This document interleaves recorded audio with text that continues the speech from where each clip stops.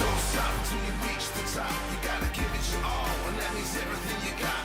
You gotta take your chance, gotta take your shot. You gotta take your shot. At the top, this is survival. Not just the biggest, but the biggest, the best. The don't quit, the best, the quit, with those most committed. Now most won't admit it. We all gotta limit it. Don't stop until you reach the top. You gotta give it your all, and that means everything you got. You gotta take your chance, gotta take your shot. You gotta take your shot.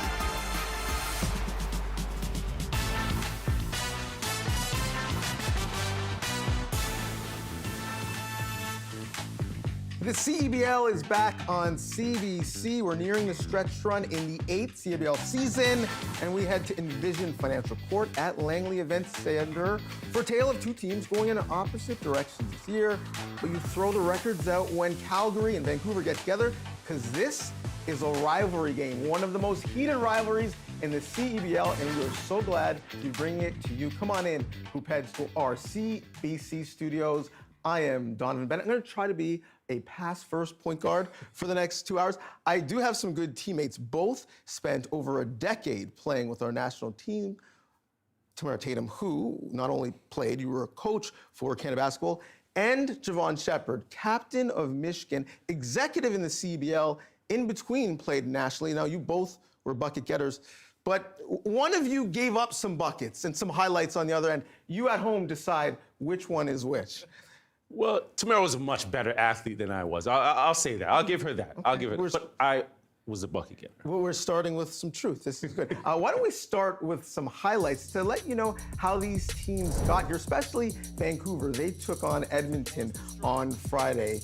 Bandits up 6. Stanley Davis Jr. showing he can make some highlights. Tyrese says, anything you can do, I can do better. And we skip ahead to target time. Stingers 3 away. Vancouver's Kevin Brown says, I'm gonna let it fly. Both teams now 1 away.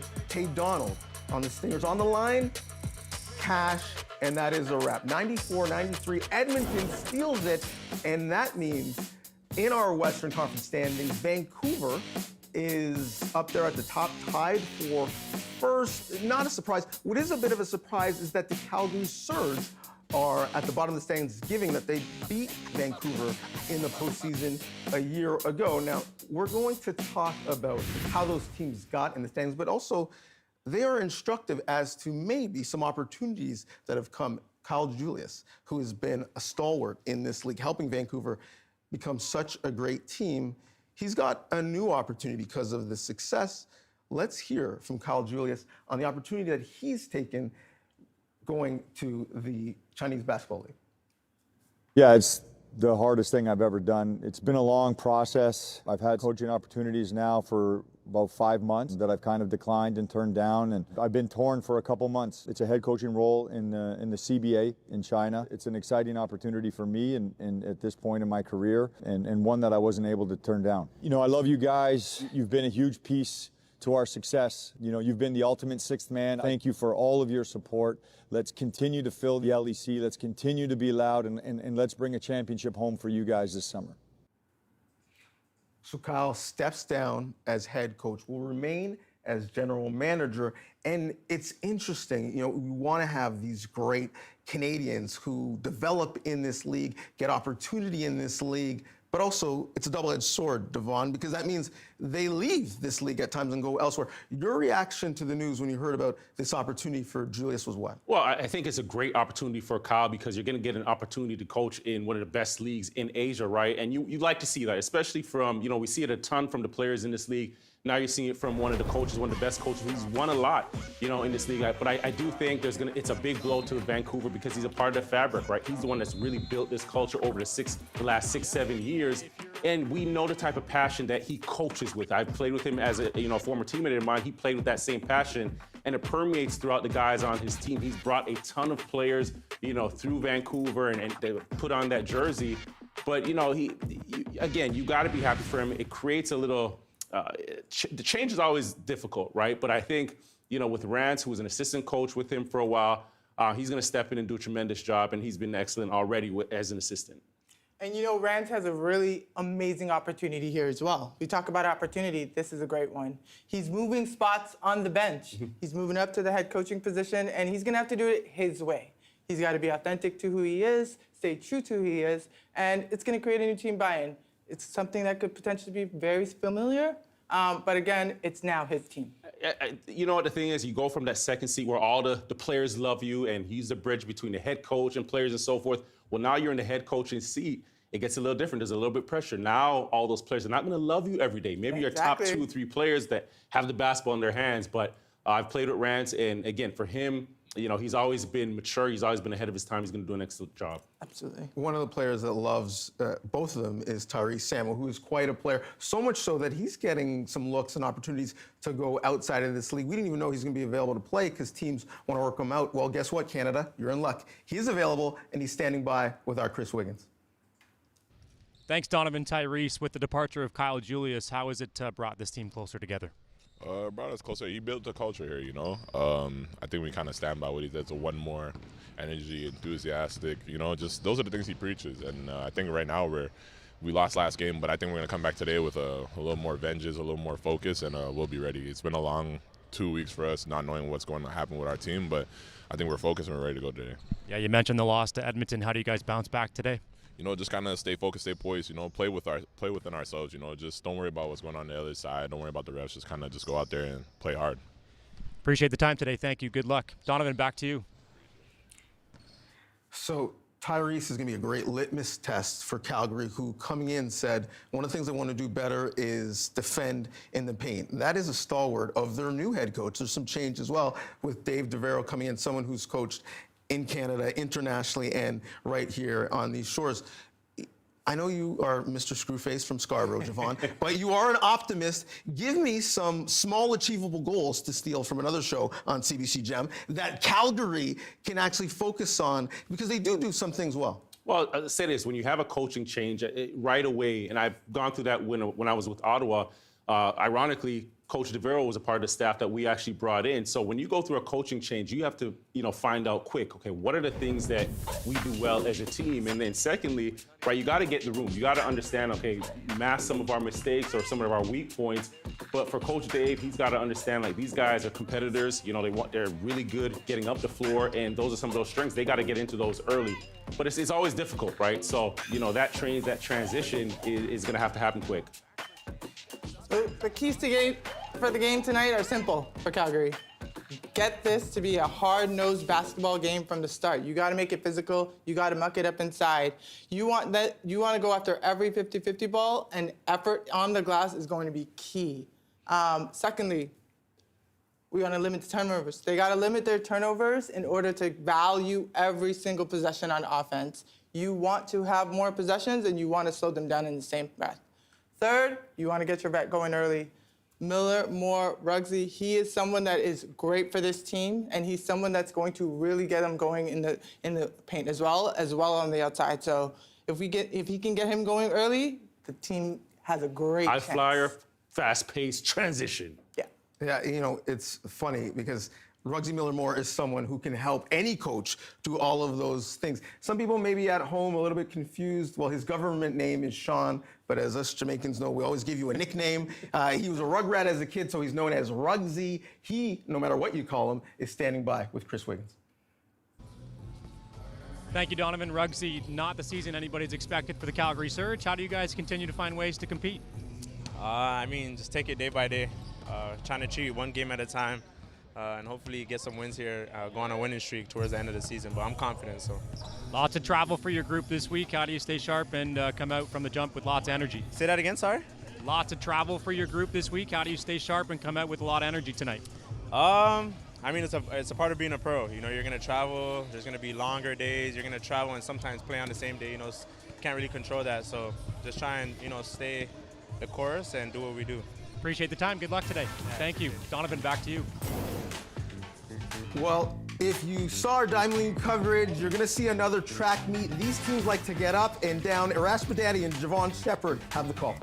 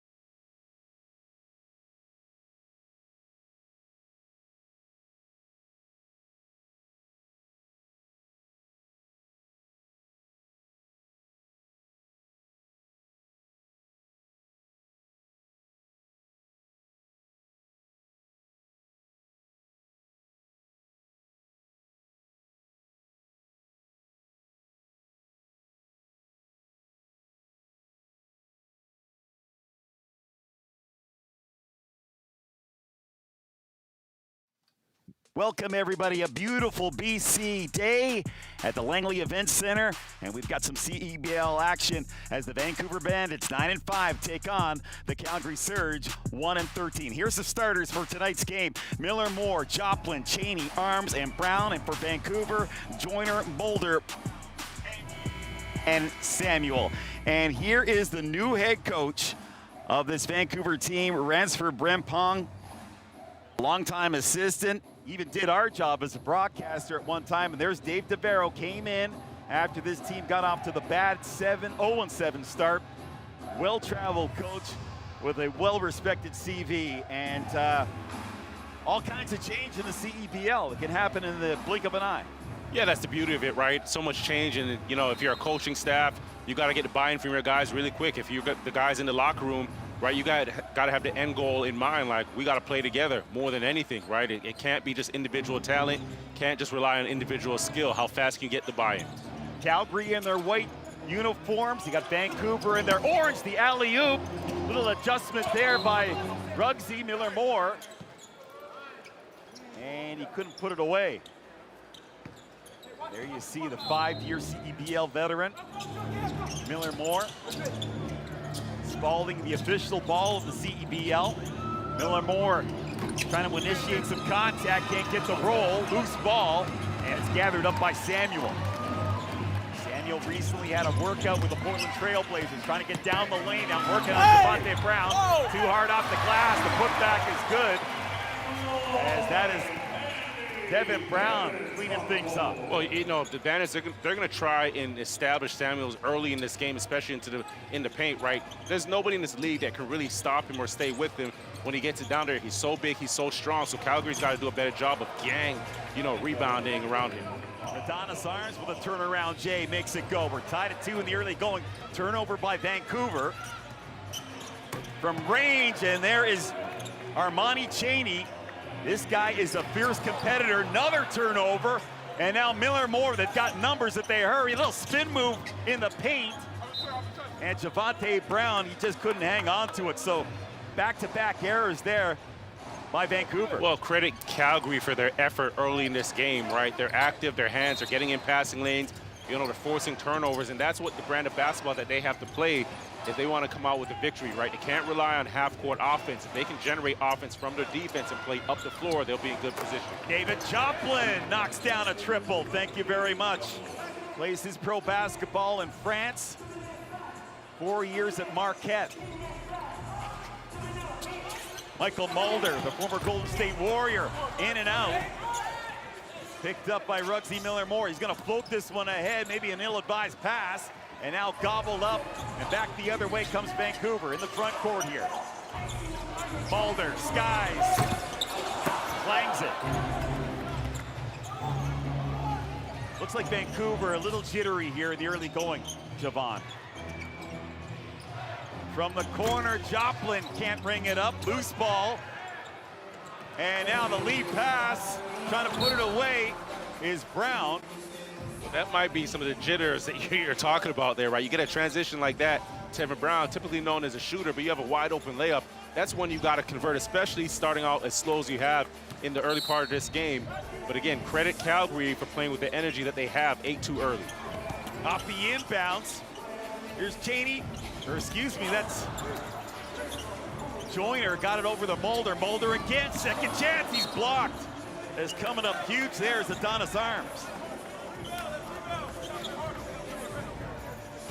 Calgary, just big-time defense to start this game. You see this big-time block, meeting Mulder at the rim. 10 seconds on the shot clock here. Tevin Brown, clutch player of the year with the Ottawa Blackjacks back in 2024. He's going to loft one up, and he rings it up. That's good defense, but I'll tell you, that's just better offense, right? That's just Tevin Brown. His skill there is just showing 1 foot shot from the three-point line. Come on now. 5 of 10 from 3 in that loss to Edmonton in the last outing, and coming right back with the reply is Miller Moore. That was one of Tamara's keys to this game, just getting Miller Moore, their veteran, going early in this game, right? If he's knocking down shots like that, you know the type of athlete he is as well. Down the lane is Tyrese Samuel with the easy lay-in. Right, and Tyrese Samuel, he's going to roll so hard to the basket. Calgary, they want to bump him earlier on the floor because, again, if he gets that basketball anywhere 2-3 feet around the paint, it's an easy bucket. 56% from the field is Tyrese Samuel. Javonte Brown gets the dish over there for his man.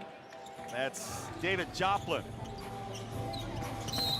Joyner trying to get his way down the lane, and he's fouled. And Calgary on that last basket, just big time interior play, touch pass under the rim. You have unselfish play like that, it really bodes well for your the flow of your team's offense. And we talked to Coach Navarro the other day. He talked about he wanted his team to share the ball a little bit more. They've been a bit stagnant with their offense, and there's Samuel. He can do it inside, he can do it outside. Hits a tray. Here's Cheney up top. Miller Moore trying to drive, fade away, can't get the roll, and Brown's got the D-board. Brown, he's going to play in top flight basketball in Spain this upcoming fall. Here's Joyner. He's got a fast first step, lost it momentarily. Shot clock down to 10, plenty of time here. Samuel fighting against Devontae Brown, makes a great adjustment and gets the deuce. I see that resistance has to be on Samuel's further out. Yeah, as soon as he catches the basketball, even before that, you got to be pushing him out away from that block, because if he gets it there, right, he's strong enough to just keep that dribble alive and find his way to the basket. Ball goes out. It's going to be Calgary ball.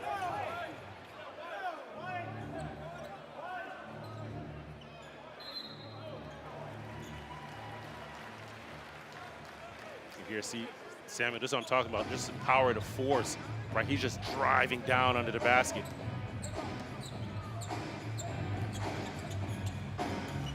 Okay, today's Western Conference game presented to you by Cal Tire.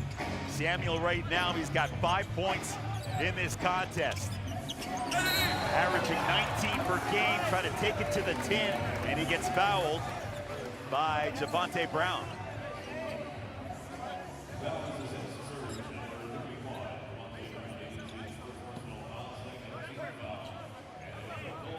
So 13-12 lead here for Calgary. Off to a much better start.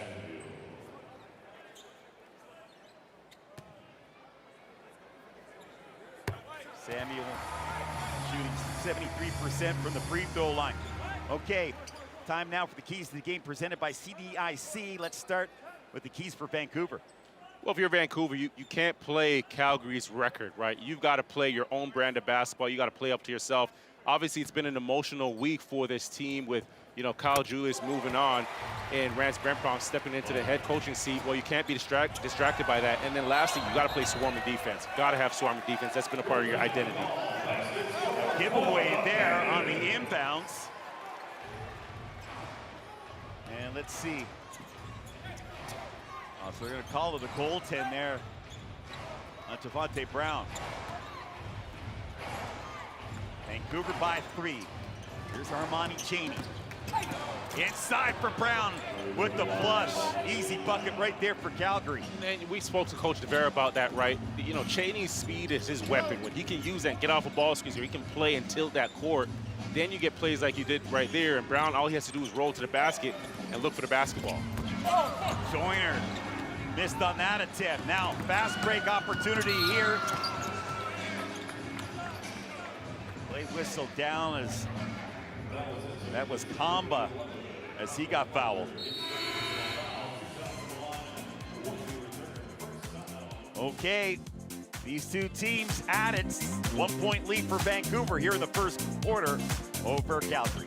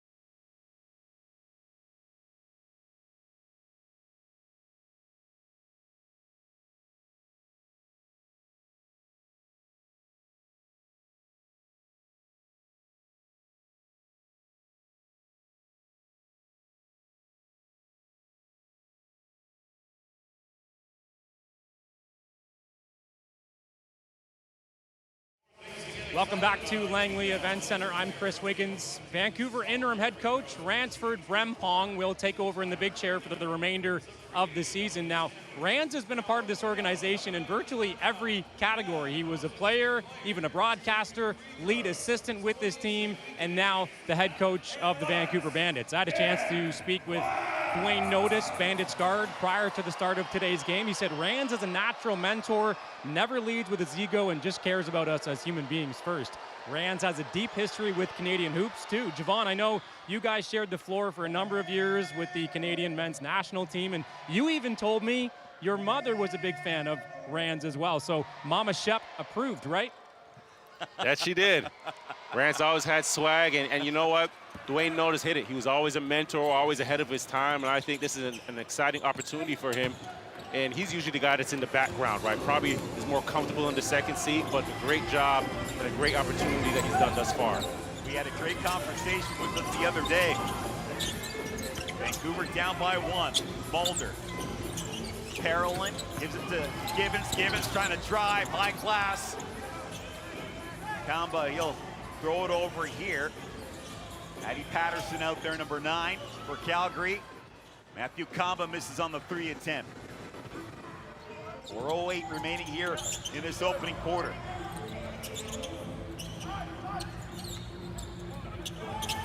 Downtown. Brown misses it.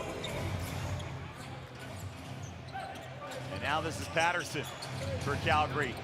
Nice little pocket pass and the lay-in by Javonte Brown. And that is what Coach DeVero was talking about. Wants him to get to the rim a little bit more. We've seen it here so far in the early going of this game. It helps when they're playing up the floor and playing with speed, right? Patterson with that empty side pick and roll, and you get that pocket pass for the layup for Brown. There's Lloyd Pandy. Just joined this team recently, 2-time esports champion with the Carleton Ravens. Plays his club basketball for Rastavica in the Bundesliga. And Matthew Kamba, corner 3, rings it up big time. That's where Kamba's going to be a big help for this Calgary team, the Surge team, where, you know, his ability to shoot the basketball. They haven't shot it well this season thus far, but all it takes is one guy to get in rhythm, and shooting is very contagious. Matthew Kamba averaging 8.8 points a game. Here's Kamba trying to put it on the deck. Gives it to Patterson. Trying to get that alley-oop there with Javonte Brown. Can't connect. And now this is Mulder. Oh, nice fake by Gibbons. Give it and take it right to the rim. That's great footwork. That is great footwork. I was here holding my breath saying, hey, this is going to be a travel, but no, he's just quick. He's just fast. Slick move right there by Shamar Gibbons. And a throw down by Javonte Brown. He had 19 points in that loss to Saskatchewan in the last outing. Mulder from the corner, knocks it down. Michael Mulder, Windsor, Ontario native, played for John Calipari at Kentucky. 24-23, Calgary in front by 1. Down to 2 minutes in this opening quarter.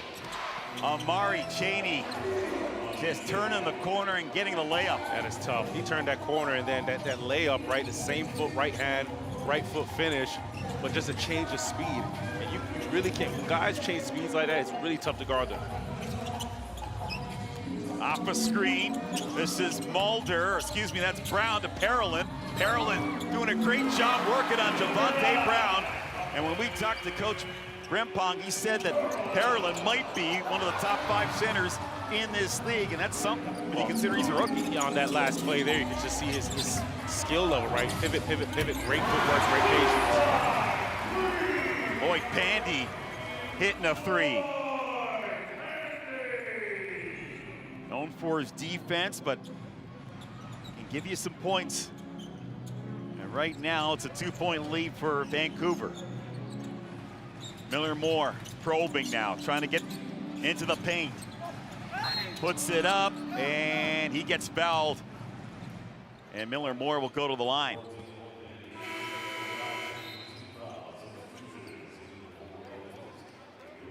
Right to see Miller Moore averaging 18.8 points per game so far this season. Played this past season in the second tier in French basketball for Evra.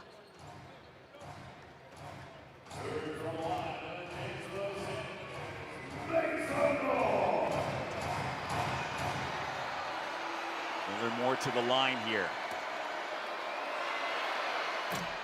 Okay.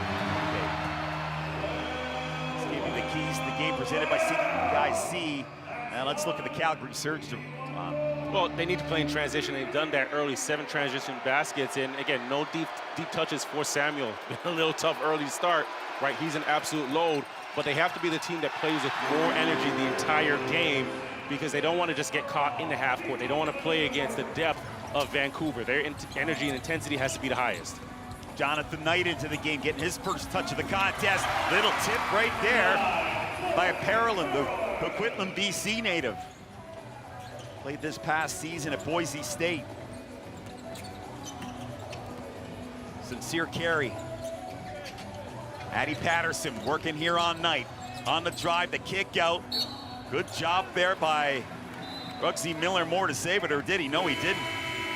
Tough pass, and he couldn't handle it properly. Well, it was the right idea by Patterson, but he put a little bit too much sauce on it, right? He drove to that right hand, and that strong side help came.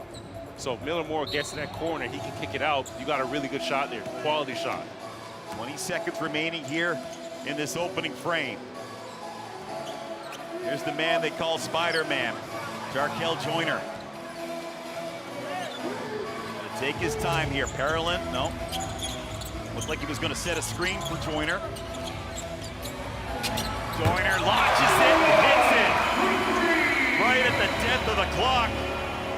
And Spider-Man spinning a web for Vancouver. So a great opening quarter of basketball. And Vancouver looking pretty strong here. 33-26, Bandits in front of the Surge. We're stepping away, coming back with second quarter action right here, CEBL on CBC.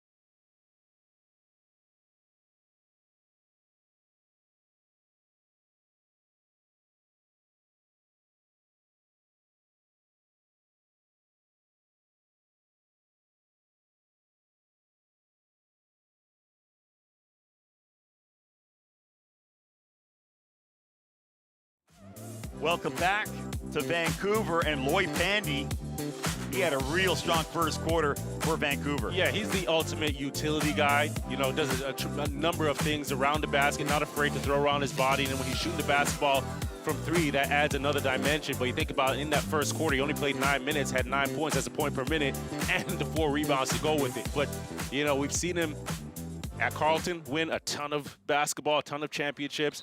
You know, he's really established himself in this league, even when he was younger. You know, came in as a rookie. He played like a grown man, but he does it all, right? Ultimate utility guy, ultimate winner. 4 or 5 from the field in the early going of this one. Here's Brown. He gets knocked down, and he's going to go to the line. I think he's going to shoot 3. Yes, he is. And that's the thing with Brown. He shoots the basketball so well. Sometimes you're trying to get out there on him in urgency, and you get plays like this because you don't want to get him a clean look, and you're forced to try and just ensure that you get a hand up, ensure that you contest a shot. his shot, because if you don't, it's pretty much a bucket, right? So, you know, there's a great job by Brown getting to the three-point line, creating the space. But you gotta finish your breakfast when you get to the line. It's first and 3 there. There's Coach Dave Devereaux in a real tough spot, coming in halfway during the season. Team that was 0-7. They brought in new players. They played 3 games without even having a practice when he came on board, and that's very, very difficult for a coach. Yeah, there's always that eerie, you know, first couple of days where it's like everybody's looking, you know, to their side and like, okay, what's next? What's happening? What's going on? But if you're Coach DeVero, like, you got to come in, win that locker room. And he was on, you know, he's an assistant, win the locker room quick and just understand, hey, guys, we're all on the same page. On the drive, Gibbons can't put it away. On the ball, it was Dominic Parolin. 36-29 Vancouver. Vancouver 9-5 on the season going into this one. Had their 2-game winning streak snapped against Edmonton. Adonis Arms tries to skip pass. Here's Carey into the corner now. Kamba can't drain it, left it short. And now Joyner, he's got the rebound. He'll bring it into the front court. Knight. Parolin gets it back to Joyner. Joyner, big time blow by. Can't finish though. Patterson with the board. They push it ahead. The reverse, no, off the rim. That was Adonis Arms. He couldn't convert. Trying to get inside is Joyner, yes. Little kiss off the glass. That's speed, that is speed. Right, but I'll tell you what also creates that. It's bad offense on the other end of the floor, right? You have a 2-on-1 opportunity. You got to convert that. You know, a little selfish play, and then now Joyner on the other end just uses speed, gets to the basket, easier layup. So Vancouver in front 38-29. Spider-Man getting it done on the inside.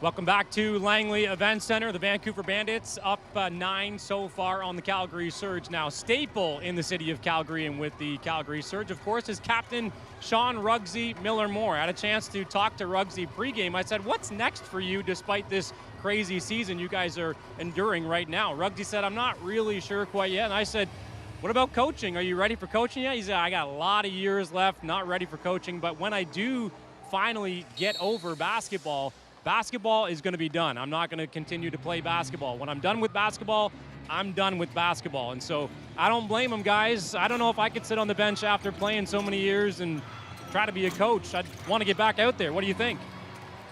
Well, what I think is this guy has been just a sterling example of what this league is all about, developing young Canadian players, and he's just been a godsend for this league. Yeah, I remember his first year with the Guelph Nighthawks. And, you know, he's done it the right way, right? That first year, I remember him playing spot minutes, and every time he got into the game, he showed flashes of what he could do, playing above the rim, exciting, fun to watch. But now you talk about what he's been able to accomplish over the last few years, right? And just seeing his game grow and develop, seeing him become a leader and a veteran, it's been pretty nice to see. Gives a lot of credit to a good friend of ours, Charles Kissy, for giving him some confidence in becoming a pro. And they whistle that one down. I believe it's going to be a travel there against David Joplin. 38-32 in favor of Vancouver. So Pandy's going to check into the game here. There you see Ruggsy Miller-Moore.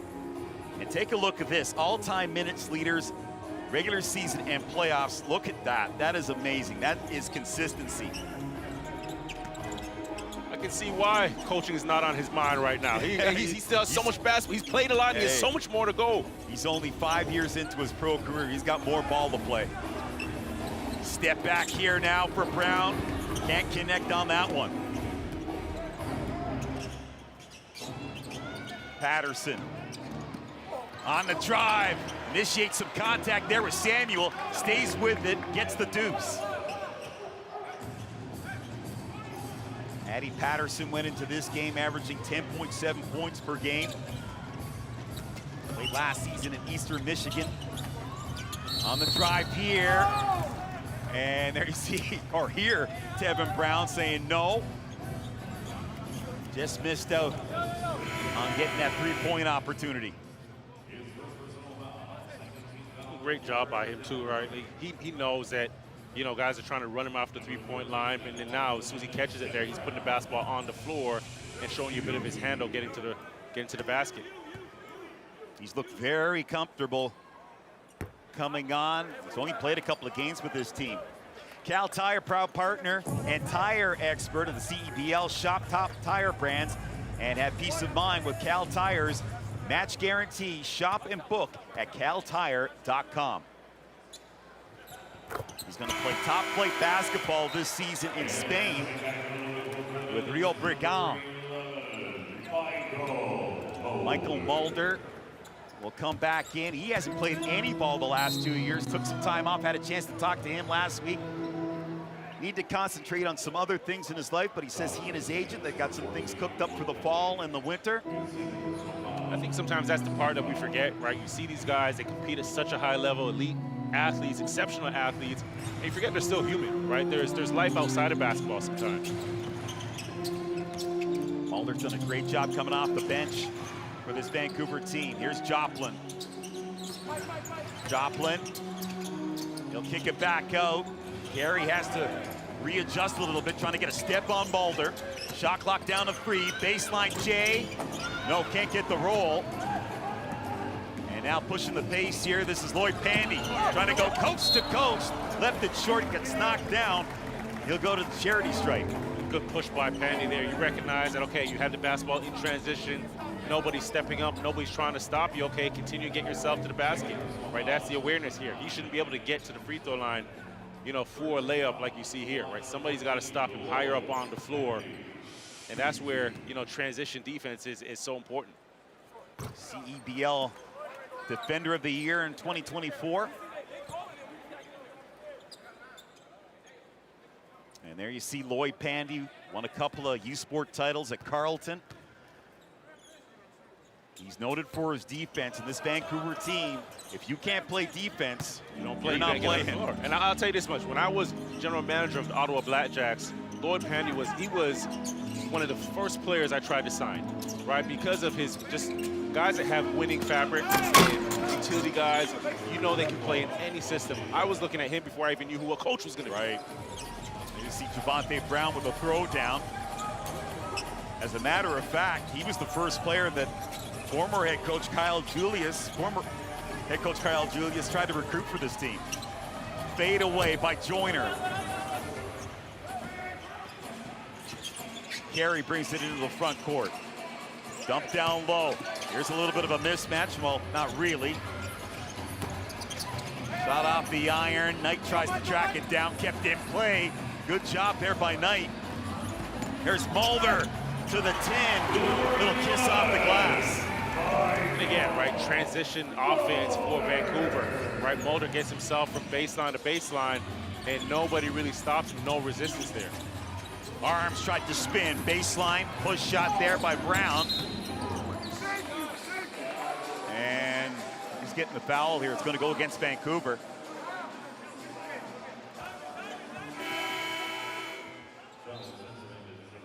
roll, right? As soon as he sets good screens, that paint is wide open for him above the rim. Here, you get it? Hot pass. Bingo! And that's what Coach Devereaux wants to see more of. So it's going to be a foul against Tyrese Samuel as he argues his case here. 5:07 left in the second.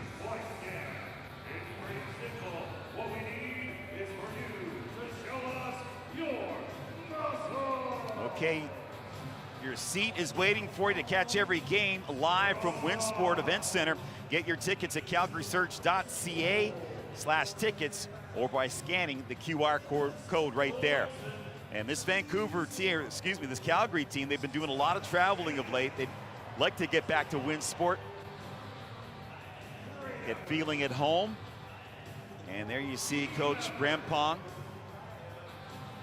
What stood out for you in our conversation with him the other day, Javon? Oh, just his poise, man, and it just seems like the same person in, you know, philosophies that he carried as a player, he still has them as a coach, right? He hasn't deviated from that at all. So I'm interested to see how he's going to do in this seat now, where, you know, you're first in the chair, where you've got to be the guy that can rile up the locker room as well, right? As much as you got to be the guy that's going to, you know, understand everybody and trying to bridge, you know, when there's adversity. So I think he has it. You know, I think this is a tremendous opportunity for him.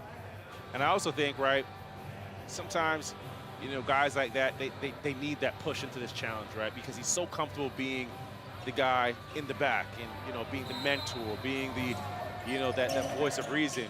But he possesses so much knowledge and he's played so many years and coached so many years in this game, right? This is the perfect time for him to get his team. Joplin can't convert. Let's set it down now to Chris. Peter, I was listening in on the Vancouver Bandits timeout, interim head coach Ransford Brempong saying, it doesn't matter what we do offensively if we can't get stops on defense. That's been the challenge for this team all season long defensively. Let's see if they turn things around here mid-second quarter. Guys, back to you. Thank you very much, Chris. Yeah, this Vancouver team, they hang their hat on defense. And when we talked to Coach, I mean, he said, you've got to be able to be a two-way player with this Vancouver team. You've got to be able to play at pace, but in control. And you have to be selfless. You have to accept the role that's put in front of you. And the one thing that you hear a lot from these players is that, you know, whatever the role coach wants me to do, I'm going to do it. And that's why they've been successful. Here's Carey from downtown. That's in and out. Pandy with a rebound. Mulder from downtown. That was definitely in and out. That was almost halfway down the cylinder. And then Calgary, they almost turned it over. They kept it in play. Miller Moore. He's got in his bag of tricks here now. Looking for an option, plays it up top. Addy Patterson. Miller Moore now trying to take on Pandy. Shot clock down to 1. Can't get it. Vancouver secures it. Here's Pandy now, right down Main Street. Finds the open man in Gibbons. On the drive, Samuel. And he gets violent at the rim. Hey. He was trying to yank that rim down. Turnover by Calgary. Pandy, Joyner. Left the rebound short. Can't get the follow. Another opportunity here. Here's Mulder. This time they put it away. See, that, you know, Calgary's going to need a timeout here. That was bad because that, again, transition defense. Vancouver pushed that basketball. After that big play by Samuels, they forced a turnover. They pushed the basketball. That shot clock got down to 11 seconds before any of those white shirts were in the frame. You had two players under the basket trying to fight, and the rest were looking on, right? You've got to have that energy. You got to have that assertiveness and that awareness that you got to get back. Here, Samuels, that right to left crossover, 2 feet, flat-footed punch. Oh! He just moved Brown out of the way there. Yeah, and Javonte Brown is not a little man. Dude, he just got mean and physical. And then, you know what, and this is, you look at this, like, where are the players? Right, Calgary's got to get in the frame. You got 2 players here. The shot clock's still winding down. Time's still going off the clock. You have an opportunity to, you know, a touch pass to Mulder under the basket for 2, but, you know, they've got to have that urgency, that sense of urgency, especially being a team that, they haven't won many games this season. So you should be playing from a place of desperation right now. And that can't be coming from Coach DeVero. That's got to be the guys in that locker room, the guys on that bench. Yeah. Follow the CEBL League on all social platforms, social media platforms. Stay up to date on storylines, standouts, stats, and more for all 10 teams in Canada's Pro Basketball League. And when we talked to Coach DeVero, he said we have to protect the paint. And that was a prime example of not protecting the paint. And right now it's a 45-36 lead in favor of Vancouver. Coach DeVero, this man has got a very impressive CV. Coached a lot of youth sports, currently the head coach at TMU, McGill, head coach of the University of Ottawa, coached the Blackjacks in the CEBL. Dead center, 3 attempt for Cheney, can't get it. Ball secured by Pandy. Pandy trying to turn the corner here on Cheney. Little blow by is good, gets the deuce. Boy, Pandy showing you his offensive skills here.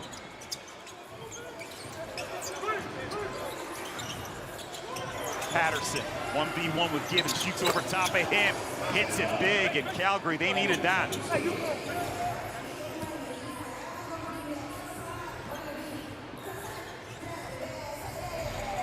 Calgary 7 of 14 from the field so far in this one. Pandy can't get it to the 10. Here's Samuel, shoots over top of Javonte Brown, that's an air ball. And then Calgary, they give it away again.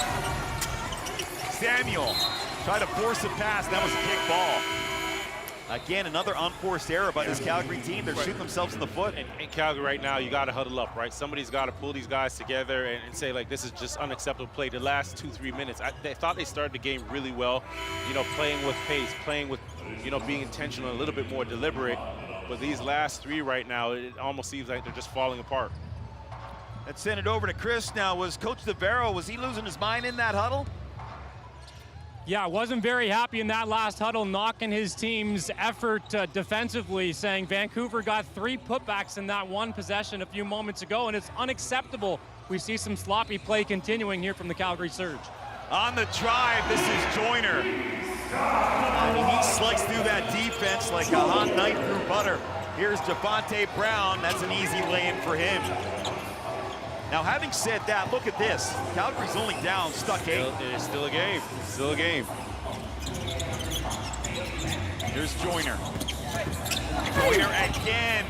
That's in and out. Samuel. From the corner, Gibbons can't bring it up. They still have another chance here. Pandy looking for an option.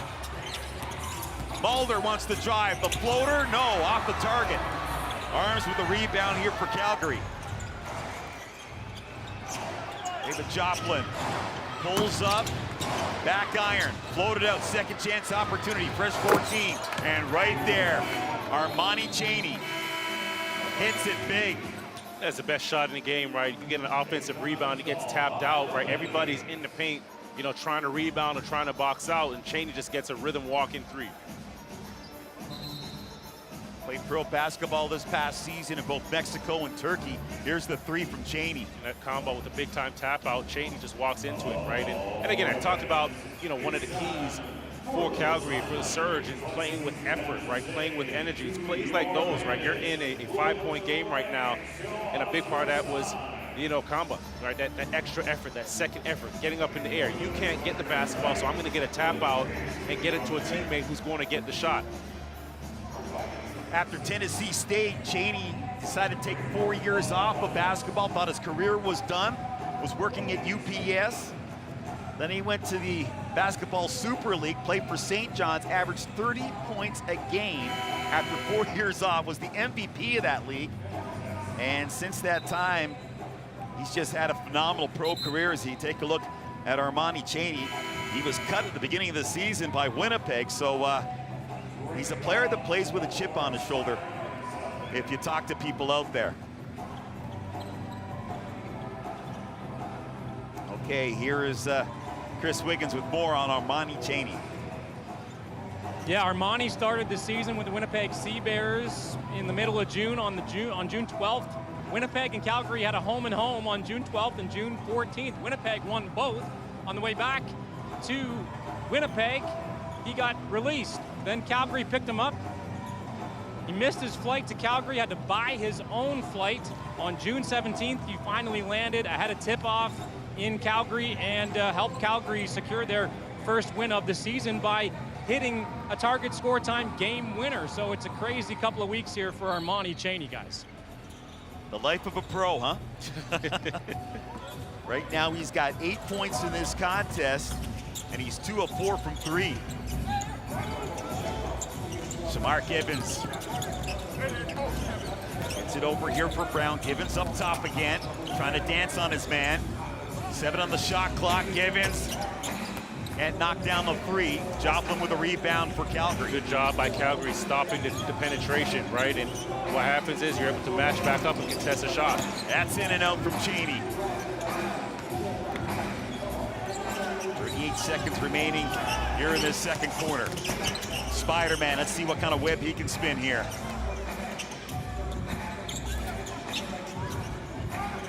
Joyner. Samuel trying to set a screen for him. Here's Joyner on the drive. Oh, sweet dish. Can't finish. Samuel right there. He got a couple of cracks at it. And now Matthew Kamba. He'll take it back the other way and threw that one away. They tried the alley and the oop. There was no oop at all, right? And you want to convert those ones. You work so hard, you know, on the defensive end of the floor. We got to give them some credit, Coach, you know, DeVero as well, right? Before that last timeout, we kind of ripped into them a bit. Well, the last 2 minutes, right, the effort has been there, and they're doing a better job of stopping penetrations. This will be the last action of the first half. Here's Joyner from downtown, left it short. Another chance, can he get the shot off? No, as that was Brown, and he couldn't connect on that one.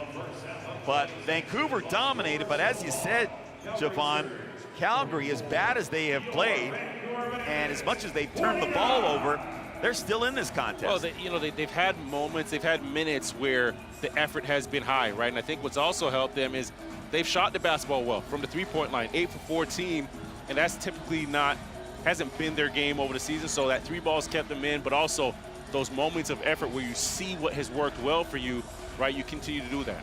Okay, let's send it over now to Chris Wiggins with the former Defensive Player of the Year in the CEBL, Lloyd Pandy. Lloyd, with the departure of Kyle Julius this morning, how are you guys continuing the culture in the room? We're just trying to build on his legacy, even though he's not here with us currently, but at the end of the day, he led the foundation for us to keep going in his path, and we're just trying to make him proud and make the organization and the fans proud by showing that we're not going to have a letdown even though he's not here.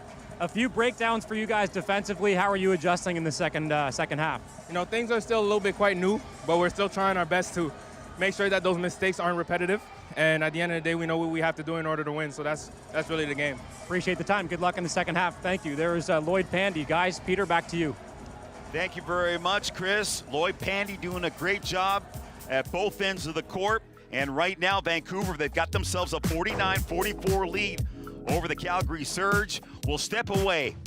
We'll head to Donovan Bennett and our studio crew right after this. CEBL on CBC. More coming your way next.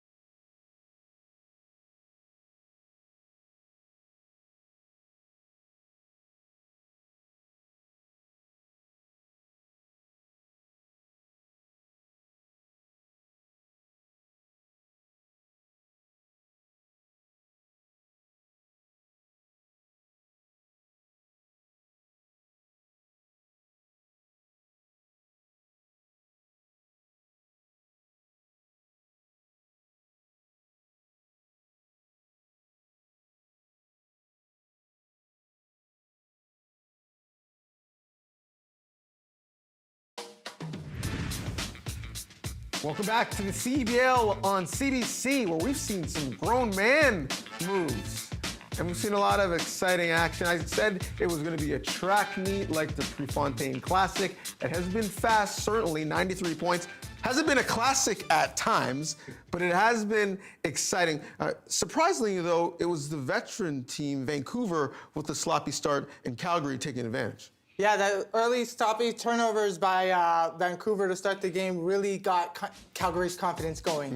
So you see here, they turn it over and not like them, but at the same time, it's great for Calgary because it keeps them confident early. Those early turnovers, they only had 3 in this game so far for Vancouver, but it keeps Calgary in the game. It keeps them confident, it keeps them going, it keeps them attacking the rim.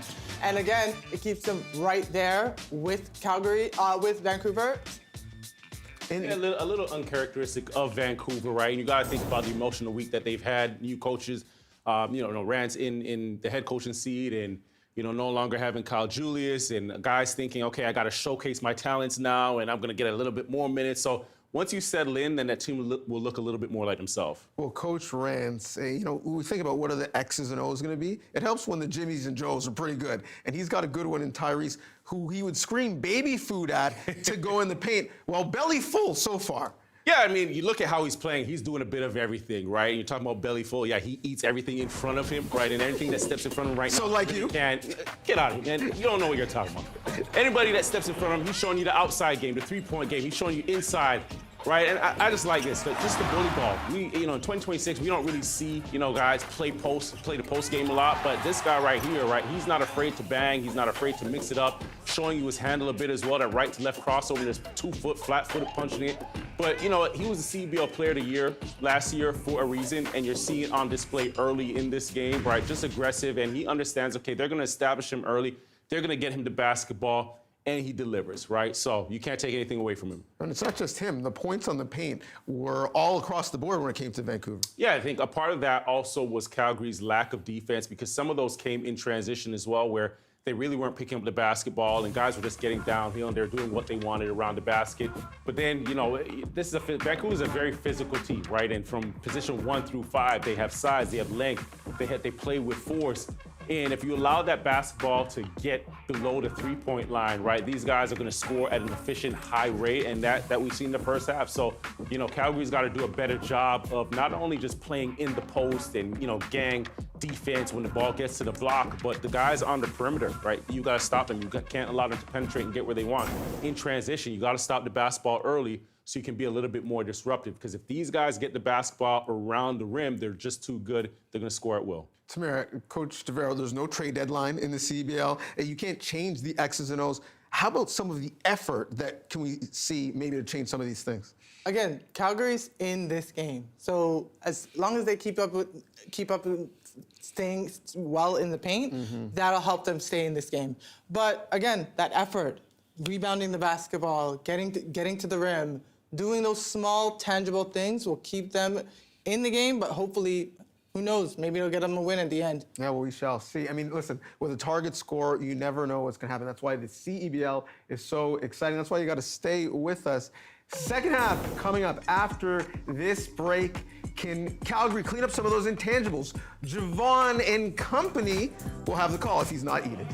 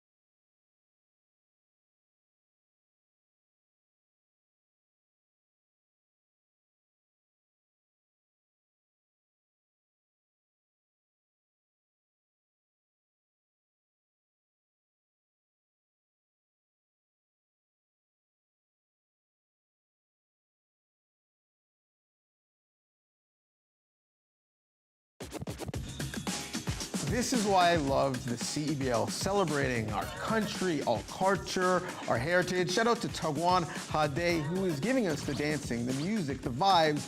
It is Indigenous Heritage Day in Langley. Indigenous Heritage Month just passed, but we continue to celebrate in the CEBL.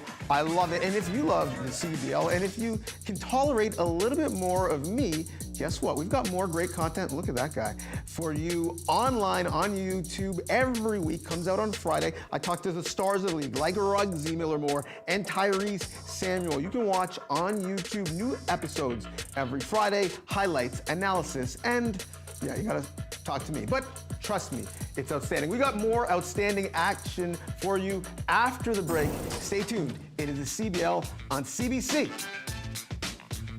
Strong finish.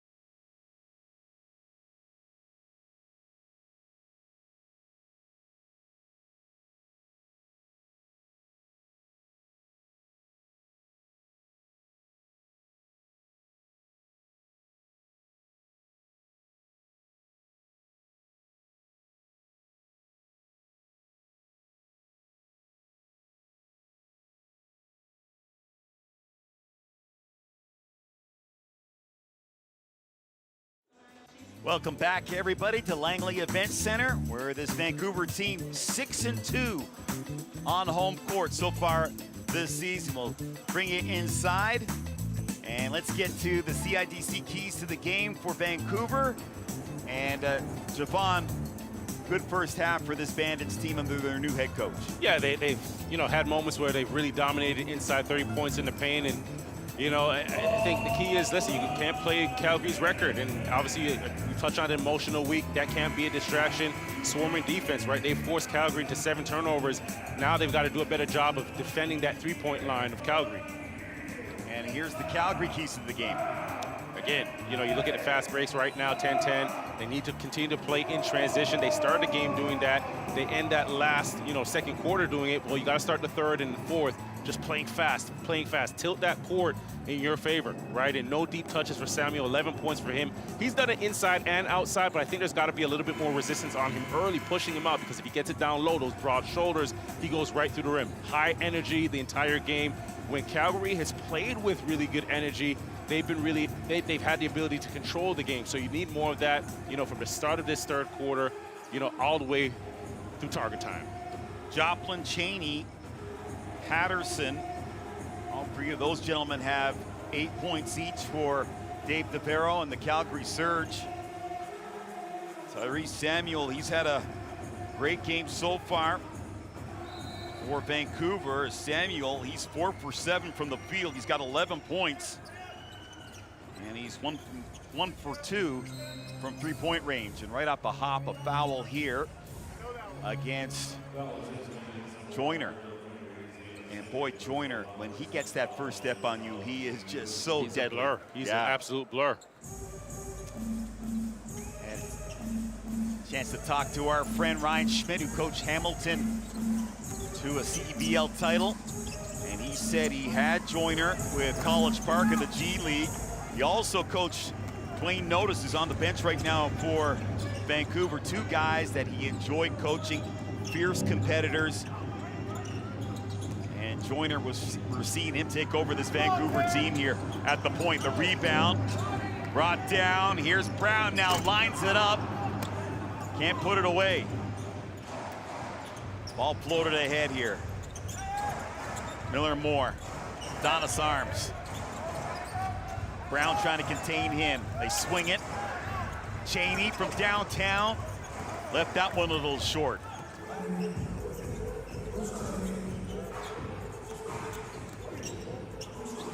Vancouver, 49, Calgary 44.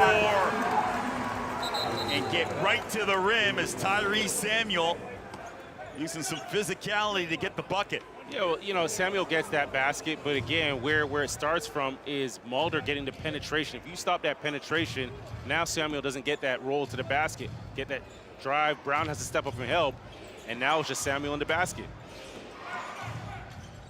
32 paint points here for Vancouver. We talked about that with Dave DeVero. He wanted better defense inside the paint.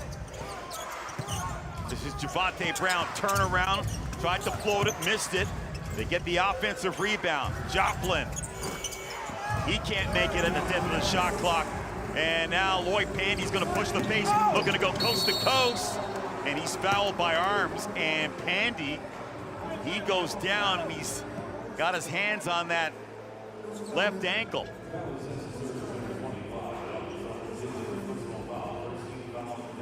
And for this Vancouver team, they can't afford to lose him.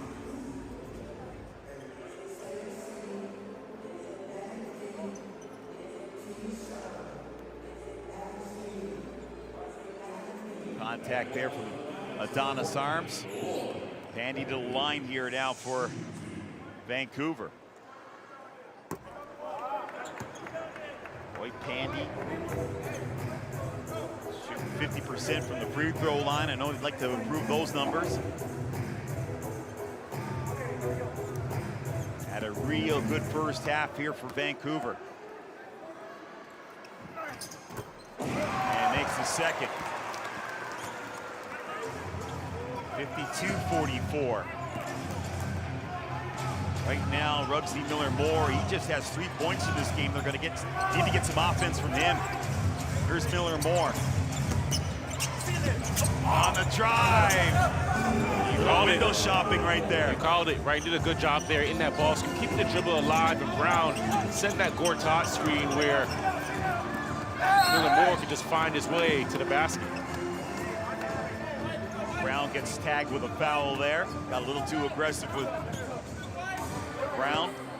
Here, Ruggsy using the ball screen. Look at this roll here. And Brown's going to set another screen where Ruggsy can just snake his way to the basket. Ruggsy's going to get 2 right there. But really, Brown is the one that creates that opportunity, the 2 points for him. So Miller-Moore now with 5 points. Is Tyrese Samuel misses the first of 2.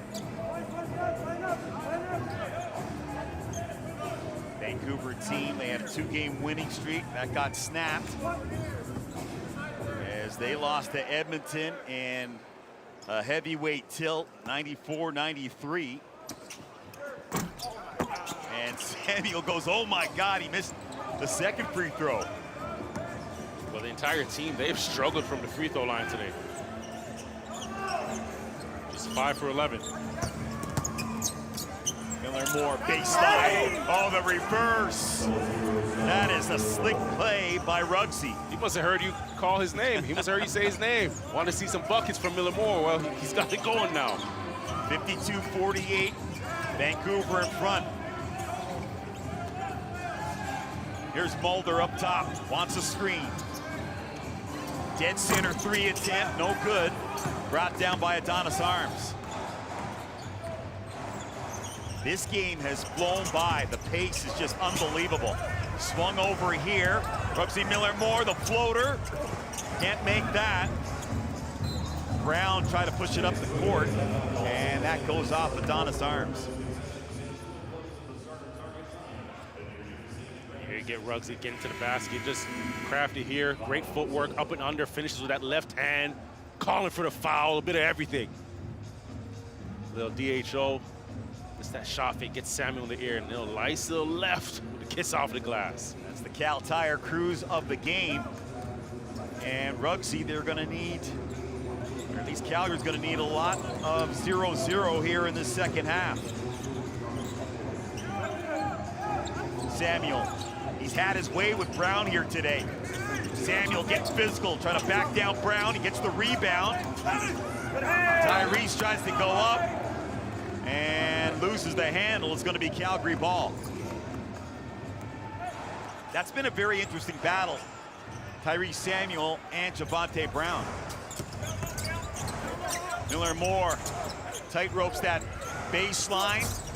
Joplin can't knock down the three. Offensive rebound for Brown, and then Ruggsy with the putback.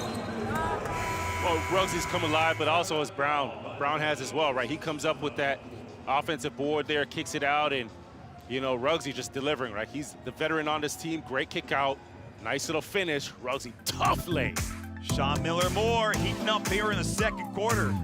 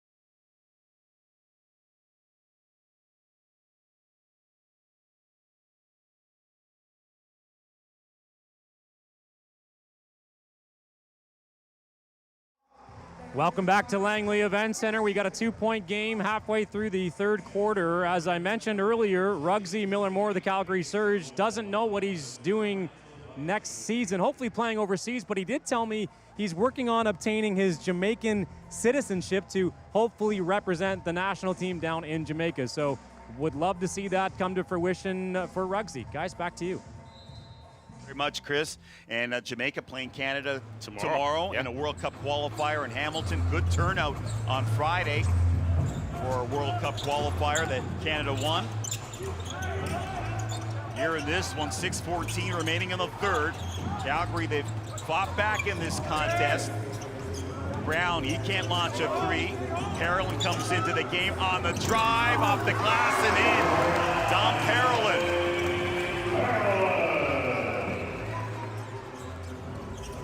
Hard to believe that he's a first-year pro. Kamba, they move it around. Here's Ruggsy in a post-up. Miller Moore, juking, jiving. That's the fadeaway short, and that's going to be Vancouver ball.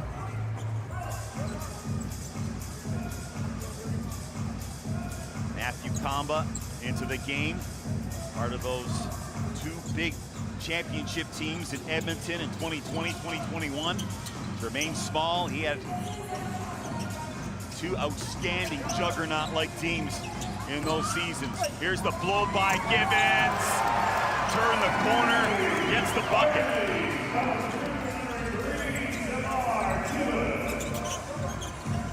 6-point lead for Vancouver. Cheney wants to come back and reply. Joplin on the inside. Can't get it to go. And that ball just eludes Michael Mulder. And a turnover for Vancouver. Here's this bucket by Gibbons. He's so crafty, right? Look at where he gets Brown on his backside, protects himself, and just extends at the rim. And Gibbons and Jarkel Joyner, they're like a couple of human F1 cars out there. Miller Moore probing on the outside. Thought about jacking up the free throw jumper. Miller Moore again, shot clock down to 8. And that's stolen right there by guess who? Lloyd Pandy. And Pandy gets the theft, gets the deuce. And that's Lloyd Pandy's game right there. You know, that's his game, and credit him for just, you know, his timing, his defense, just a little bit too much isolation ball by Calgary there, and the little tip, and the little defense to offense. So an 8-point lead here for Vancouver. Here's the theft. Pandy, this is the easy part here, right? You can see it just casually laying it up. But Vancouver doing it on the other end. Just, and what they're doing right now, a lot of the one-on-one play, a lot of isolation play, they're just playing it below the three-point line and just forcing, you know, Calgary to take tough shots off of the bounce, right? They've shot the basketball well early in the first half, but the quality of these shots that you're seeing, or these attempts after 2, 3, 4, 5 dribbles, right, that percentage and probability goes down. Let's send it now to Chris Wiggins. Got a little story on Shamar Gibbons of the Vancouver Bandits. Guys, we're here covering a basketball game today, but we need to acknowledge the incredible run from Team Canada at this year's World Cup. And I bring that up because Bandits guard Shamar Gibbons and Canadian midfielder Tajon Buchanan grew up together as friends and basketball teammates at McCrimmon Middle School in Brampton. Both left at the age of 15 and 16 to chase their respective dreams in the United States. There you see the two in the front row there holding the plaque. Shamar told me pregame he tries to keep in touch with Tajon as best as he can, and made an effort to watch Canada's World Cup games. Guys, he even told me that he and Tajon were the fastest middle schoolers of all time, and we've seen that speed here today as well. That's no shock coming from Gibbons. Not hard to believe. And Tajon, he's got wheels as well. Great job by the Canadian men's national team. First time they ever got to a knockout stage at a World Cup. And the future looks bright for both Canadian basketball and Canadian soccer. And you know what? For Canadian soccer, that was through a ton of adversity, a ton of injuries as well. So, you know, you got to commend the entire, you know, team, staff, and Canada showed out. Canada came out, they supported. It was great for them, great run for them. I'm telling you, who's showing up. It's Lloyd Pandy. Mr. Defense has become Mr. Offense here in this game. 8-point lead for Vancouver. And Eddie Patterson knocks down the shot. He's going to go to the line. And he's chuckling there. You can see the smirk on his face because he knows he pushed off there. You can see the extension, but great concentration on this one. Whoop, little arm, ref don't see it. I might get balanced, make a shot. If you ain't cheating, you ain't trying. Huh? Eddie Patterson, another first-year pro. With each and every game has improved. Same thing with Parolin for Vancouver.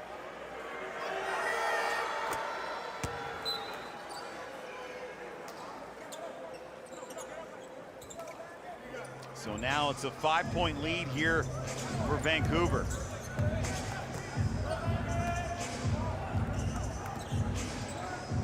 Gibbons getting some extended time here. Joyner is on the bench for Vancouver.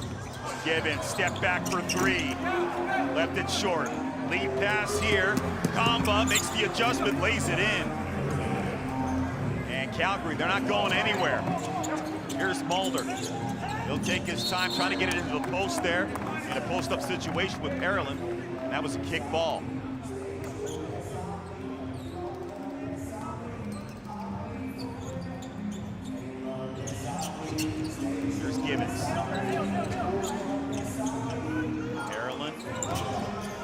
the handoff to Mulder.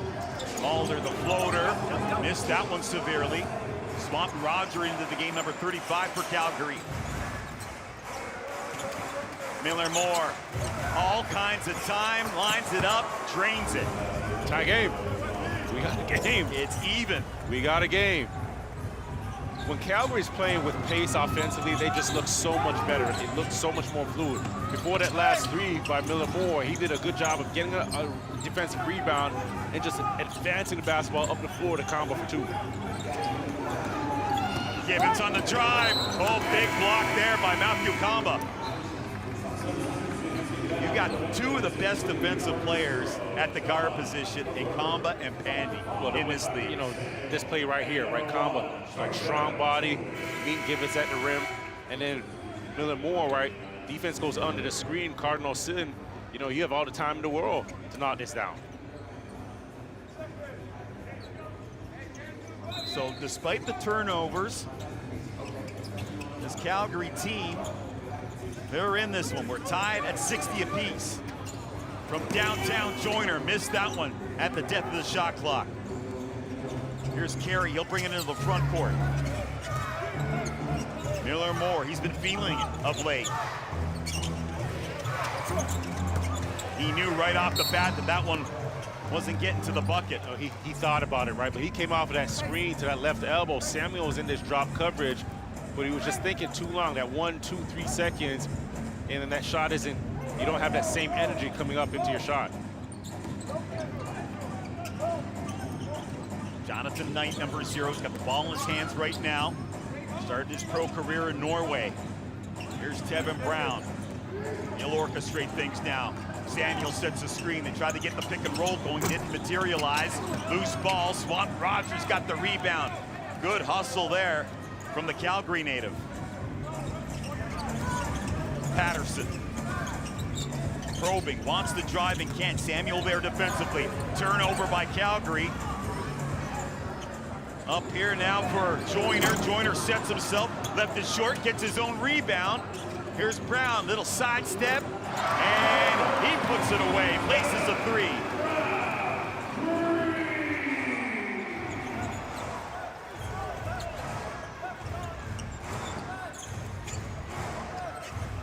Vancouver 6 of 23 from beyond the arc. Moore, Patterson tried to turn the corner and couldn't. 5 on the shot clock. Miller Moore shoots over top of his man. Again, missed the target. Samuel working on Swamp Roger. A little bit of a mismatch there. From the corner, Parolin, no good. And the rebound, it goes to Carey. He pushes the pace. Kamba looking for 3, in and out. Ace is picked up here at the Langley Events Centre. So Samuel should touch this basketball on display here. Brown can't bring it up. Both teams are going up and down and just firing off threes. If you're Vancouver, you have Samuel as that type of threat. Right, let's slow it down, get into the block, and let him work, like play from him. Both teams trying to rely on the 3 a little bit too much. You guys are getting fatigued, right, so you're not thinking the game as much. Miller Moore turns it over. Here's Joyner. He's got Brown with him, takes himself, gets the layup. Again, another Calgary miscue. It was tied, and now Vancouver, they got a 5-point lead. 13 seconds remaining in this third quarter. And a little bit of a reach-in foul by Joyner, and he's none too pleased.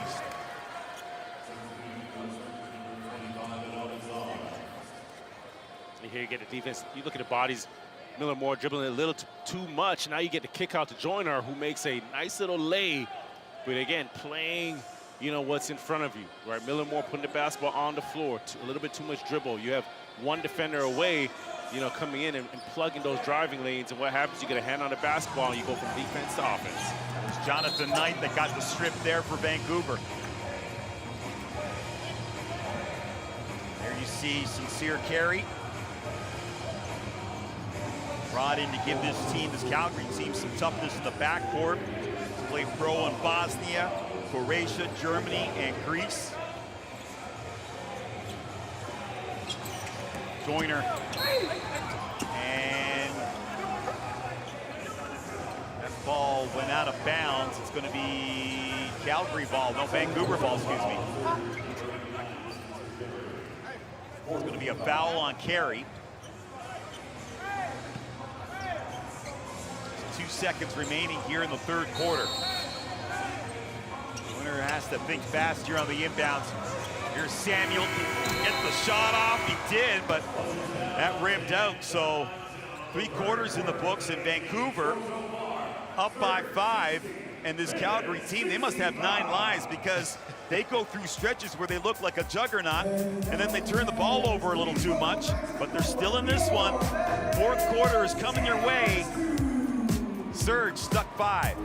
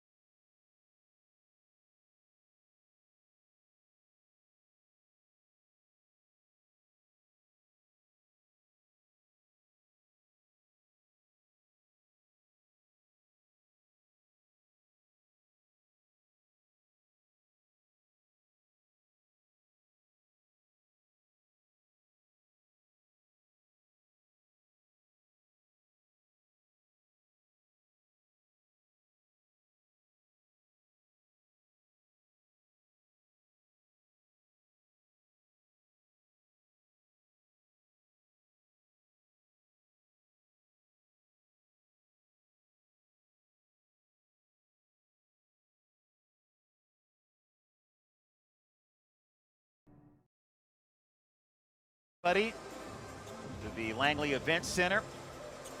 Time for the Red Path to the playoff update, and here's how things are shaping up in both the East and the West. You see the West right there. It's going to be a dogfight between Vancouver and Winnipeg. Edmonton's playing better. Saskatoon is playing much better. And then in the East, you've got Scarborough. Scarborough just running away with it. They're running away with that, and they've got to have their sights set on, home court advantage throughout. If you're in the Western Conference, things are so jumbled up outside of Calgary, right? It's going to be a dogfight down the stretch, and that's the interesting thing about this league. It's so transient, right? Like, you have to have 3 different teams, and you really never know who's going to get hot at what point in the season. When we talked to Coach Rempong, he said, hey, anybody can beat anybody on any given day, and there's a block right there from Adonis Arms, as trying to launch a free from the corner was Boulder. Samuel on the inbounds here. Brown being watched there by Kamba. Parallel. Big man against big man. Parallel. His hook shot over the top of Brown. He can't connect there.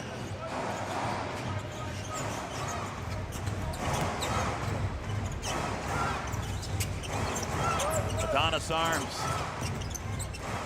This is Patterson. He'll rise up, and he drains a 3.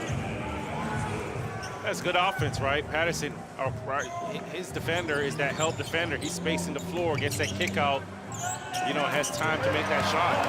And Joyner comes right back and replies for Vancouver. One thing that we saw in that third quarter, a little bit too much hero ball for both teams, Too much isolation. We had about a 2-minute stretch where both teams were just playing one-on-one and jacking up threes. Carey, good feed on the inside. It looked like Brown was going to get the block on Javonte Brown. Tevin Brown on Javonte Brown. Get my Browns all mixed up. 67-65 in favor of Vancouver. Jonathan Knight done a great job coming off the bench. Curse of the play-by-play man. He turns it over. Addy Patterson couldn't get to the bucket. He's fouled.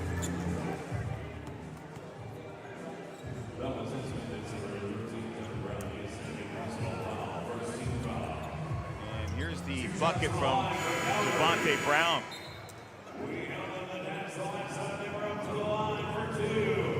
Brown, he had 19 points in that last loss to Saskatoon the other night. Canada's Pro Basketball League is back for season number 8. Catch every dunk, three-pointer, and target score winner live this summer from coast to coast on CBC Gem. Peter Ruckhazer, Javon Shepard, Chris Wiggins, Donovan Bennett in our studio. And there you see Coach Brempong. He's got a look of concern on his face because this Calgary team, they're sticking around. Tied at 67 apiece. Joyner. A little bit of an up fake there. Shot clock down to 9 on the drive. And 1. Darkel Joyner. Coach Brempong sat him down for a little bit in that third quarter. Joyner wasn't too pleased. He comes right back and responds. He's just so fast. As soon as you think you have him under control, he just changes speed, like you see here, right? This little freeze on Brown, and whoop, beep, beep. He's at the rim, right? As soon as you blink, he's there. Let's send it over now to Chris Wiggins. He's got more on Darkel. Put on his recruiting hat this offseason. Tyrese and Darkel Joyner were teammates this past season with the Raptors 905 in Mississauga. Joyner was on Kyle Julius's radar, but he wanted to go home and enjoy his summer in Mississippi with his family. Tyrese kept texting and texting and texting and finally sold him. Spider-Man, as they call Darkel Joyner. We'll see if he can save the city again tonight. Back to you. Your friendly neighborhood Spider-Man. Thank you very much, Chris. 3-point lead here for Vancouver. Here's Brown. Devin Brown connecting on the trifecta. And a timeout call by Dave DeBarrow in Calgary. They don't like what they're seeing right now. Yeah, especially if you get a guy like Tevin Brown open. On the scouting report, there's got to be an asterisk beside his name. Stay attached to him. Great pass up the floor and a late closeout. That can't happen with TB. Brown has only played a couple of games here, but he's averaged 20 points an outing. Okay, Bandits fans, bring the energy every night, and you can be part of it this season. Tickets are available by scanning the QR code or at bandits.ca/tickets. And a good crowd on hand once again at the Langley Events Centre. They've seen some great basketball from this Vancouver team. And the thing that you hear with all the players, they've got some unfinished business. They thought they were going to get to the final last year, didn't materialize. And they're focused on just one thing, getting that chip. Yeah, I think when you look at this team and you look at some of the teams in the past where, you know, that Kyle Julius has put together, right, on paper, you're arguing that they've been top 2 in terms of like talent season after season, year over year, right? So with some of these guys that have been returning, yeah, it's you still have that bitter taste in your mouth where, hey, we have unfinished business. We got something to get done here. Hey, and they're without Mitch Creek. We talked about the World Cup qualifiers. He's back down under with the Australian national team trying to help them get to the World Cup. I mean, he's only played 2 games. His points per game, 27.5. Former MVP of this league. That's impact. That is impact. Yes, definitely. 73-67. Brown, Parolin all over him like a cheap suit. Arms, post up, working here on Pandy, shoots over top of him, gets the roll. Only victory of the season for this Calgary team was against Brampton. After they started 0-7 under Perry Wong. From downtown, in and out. Patterson will take his time, brings it into the front court for Calgary. Arms trying to curl and drive, feeds Devontae Brown, and he gets hacked. Couldn't get the and one though. Parolin's gonna get tagged with a foul there.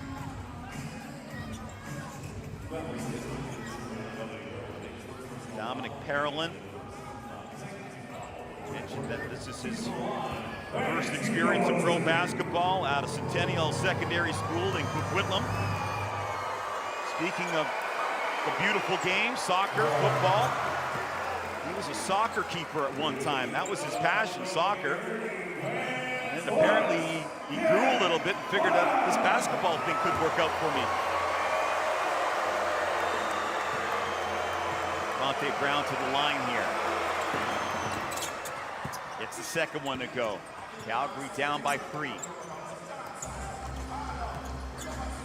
Getting close to target time ending. Brown directing traffic, wants a screen from Carolyn. Kevin Brown, Parolin. Hand off here to Joyner. 5 on the shot clock. Mid-range, missed. Brought down by Adonis Arms for Calgary.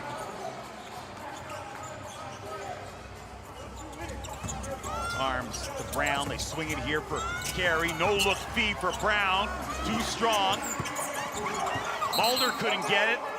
And that ball goes out. Last touch by Vancouver. And it's going to be Calgary ball. And there's the big grin on the face of Addy Patterson, who's had a strong game here for the Surge. And Coach DeVero talked about, his impact on this team thus far this season, right? Him coming in and, probably didn't have much expectations early, but he's got off to a really good start, found his way as a pro. Just got to translate that to some wins now. Got 17 points in this game, Addy Patterson does. 73-72 Vancouver. Candy on the drive. Got it knocked out of his hands. It'll be Vancouver ball, 13 left on the shot clock. Yeah, it's a big jump. You might be playing NCAA ball. This is a man's league. In terms of speed, physicality, systems, it's not college anymore. And that ball goes out of play. Vancouver turnover as Brown just couldn't put it in the sweet spot there for Joyner on the pass. Target time's coming up, folks. Stick around for that. And there's Adonis Arms from way downtown getting a tray.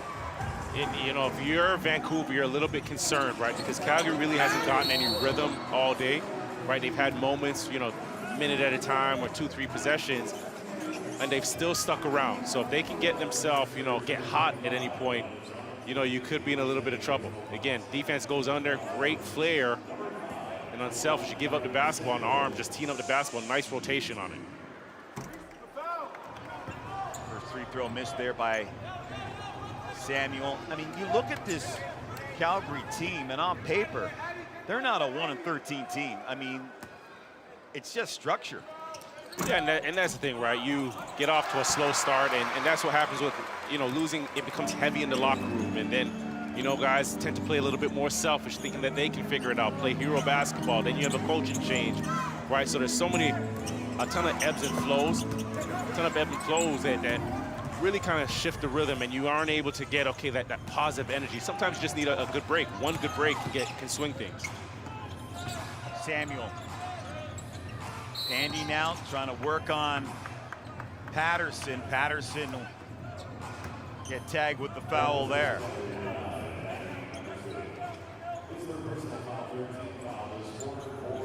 5:10 remaining now for Dave DeBarrow and his team. Apparently, Dave DeBarrow, talking to our friend Joe Razzo, he likes popcorn. So when he was coaching McGill, if you could bribe him with popcorn, you might be able to get some more playing time from what I hear. Mid-range, and Joyner sticking it. 1 point lead now for Vancouver.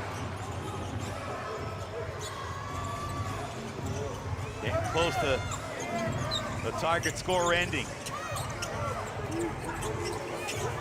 Carey into the corner for Kamba. They play catch. Here's Carey on the drive, stops up. Kamba trying to line it up, and he rattles down a 3. Difference maker. And I said that earlier, that he's going to be such a great help, such a great addition to this team by his way of shooting the basketball, right? Gives them another dimension, especially when they get into the paint and can get a little relief by kicking it out and somebody can get you a quality shot. Brown now, shot clock down to 8, launches one.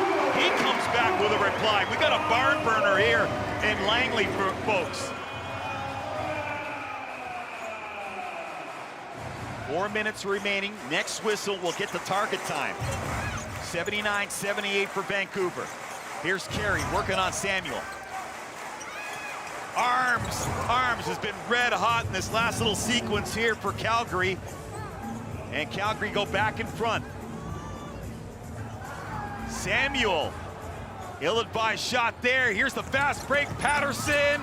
He's got the easy layup. Oh boy. They got a foul now. Right, you want a foul to get yourself into target time.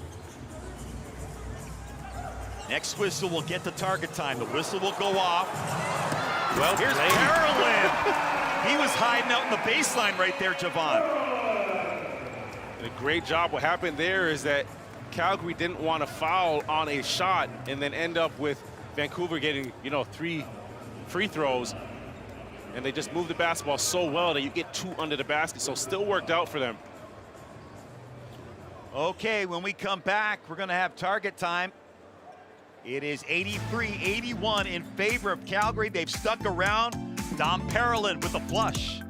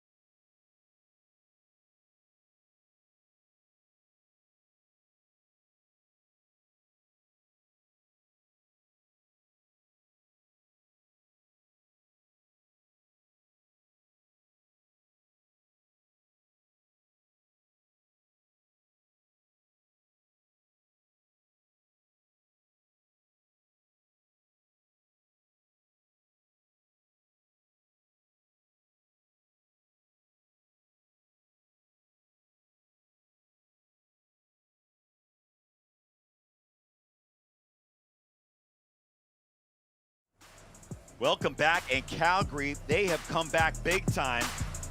Getting some big shots from Adonis Arms right there, knocks down the 3.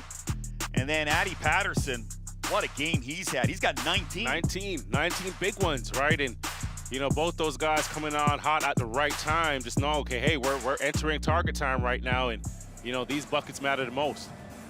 So here we go. The target score is 92. Clock is shut off here. This is free form basketball right now.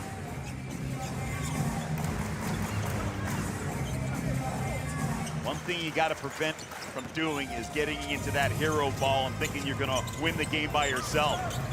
So we'll see if both these teams can be under control. Here's Patterson off the heel.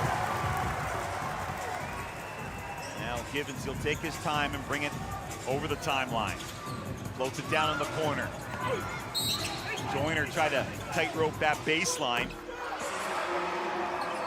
And Adonis Arms in disagreement here.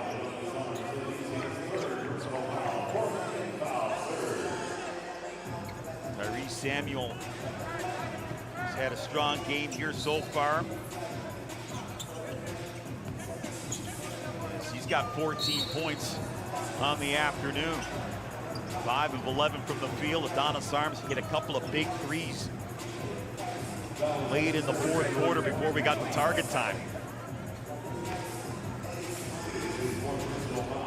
Givens will go to the line. And there you see the look of disgust on the face of Adonis Arms. Okay, let's send it over now to Chris. He was in the Bandits huddle. Yeah, guys, listening into Coach Rands ahead of the start of target score time, he said defensive possessions still matter. Then Tyrese Samuel chimed in and he said we're too disorganized. We got to get more organized, and Calgary's not going to score a bucket in target score time. So let's see if his bet pays off. Thank you very much, Chris. Here's Carey trying to push the pace. Sincere Carey. On the baseline, finds Kamba. Kamba again. Hitting a three. That's not really his thing, but he's had a couple of big threes in the fourth quarter. Little push shot there by Joyner. He can't make it, and Joyner to the line. Here's this last shot now by Kamba. You know, look at how he moves on his, you get the broken play, kick out, he finds that gap, and that basketball just stays right in his shooting pocket, right up into the basket. But a great job, great awareness, and just really popping quick off his feet up into his shot. Matthew Kamba this season is going to play for Granada in the top tier of Spanish basketball. It is unbelievable, his career. Almost a decade now playing in Spain, and you know from playing pro in Europe, that's the place you want to be. You want to be playing pro in Spain. And, you know, I think his game fits perfectly in Spain, right? With his physicality, right, his shooting, and just the IQ, right? Just playing good basketball. You see, he doesn't really force too much. He doesn't really, you know, get out of character, but just understand what his team needs from him in certain moments. Here's Carey. 5 on the shot clock. Carey in the paint. Good dish. Can they get the finish? No, they can't, but Brown's going to go to the line. Carey's made 2 big plays, you know, the last 2 offensive possessions for Calgary. You can see him get into the paint here, just really keeping the basketball alive, the herky-jerky, then drops it down to Brown. Brown gonna get himself at the line here, and you know, the possession before, right, he got into the paint as well, was working that baseline, and then a kick out to Kamba. Transfer Brempong, his first official game as the head coach of this Vancouver team. 87-84, target score 92. Givens, he's had a strong game for Vancouver. Mark Givens. Oh, nice pick and roll. And Samuel can't finish it off. Got to the rim, couldn't put it away. Patterson, catch, release. And right there, moving in, Matthew Kamba with the tip. That's a hustle play if I ever did see one. Nobody put a body on number 10. Joyner. Stop and go. Finds Givens. They move it around, the extra pass. Brown, not enough mustard on that one. 5-point lead for Calgary. Calgary's got to be careful here. Usually guys just think, okay, I got to go for the win, but no. Oh, the block. And I like that. And that's going to be a foul on Samuel. I like that, winning plays, right? Especially the one before with Kamba, right? Shot goes up by Patterson, and Kamba just flying in there, right? Just with a sense of urgency, understanding, okay, target score, you need everything. Can't leave anything on the table, right? The tip in here, great for him. And then, you know, you come down again and not settling for a 3, right? It's a, you know, a 3-point game to target score. And sometimes that speeds you up mentally, and guys start jacking threes to say, hey, we got to close out this game. Well, no, you get it to the paint, you get it to Brown, get it for sure 2, or at least get yourself at the line, and still it's a 1-possession game. Our producer, Dan Gladman, said that was like an OG Anunoby play in the final for the Knicks. Shamar puts it up, and Givens couldn't put it away. 90-82, 2 points away, Calgary, from getting their second win of the season. Here's Patterson from the corner. No good. Brought down by Pandy.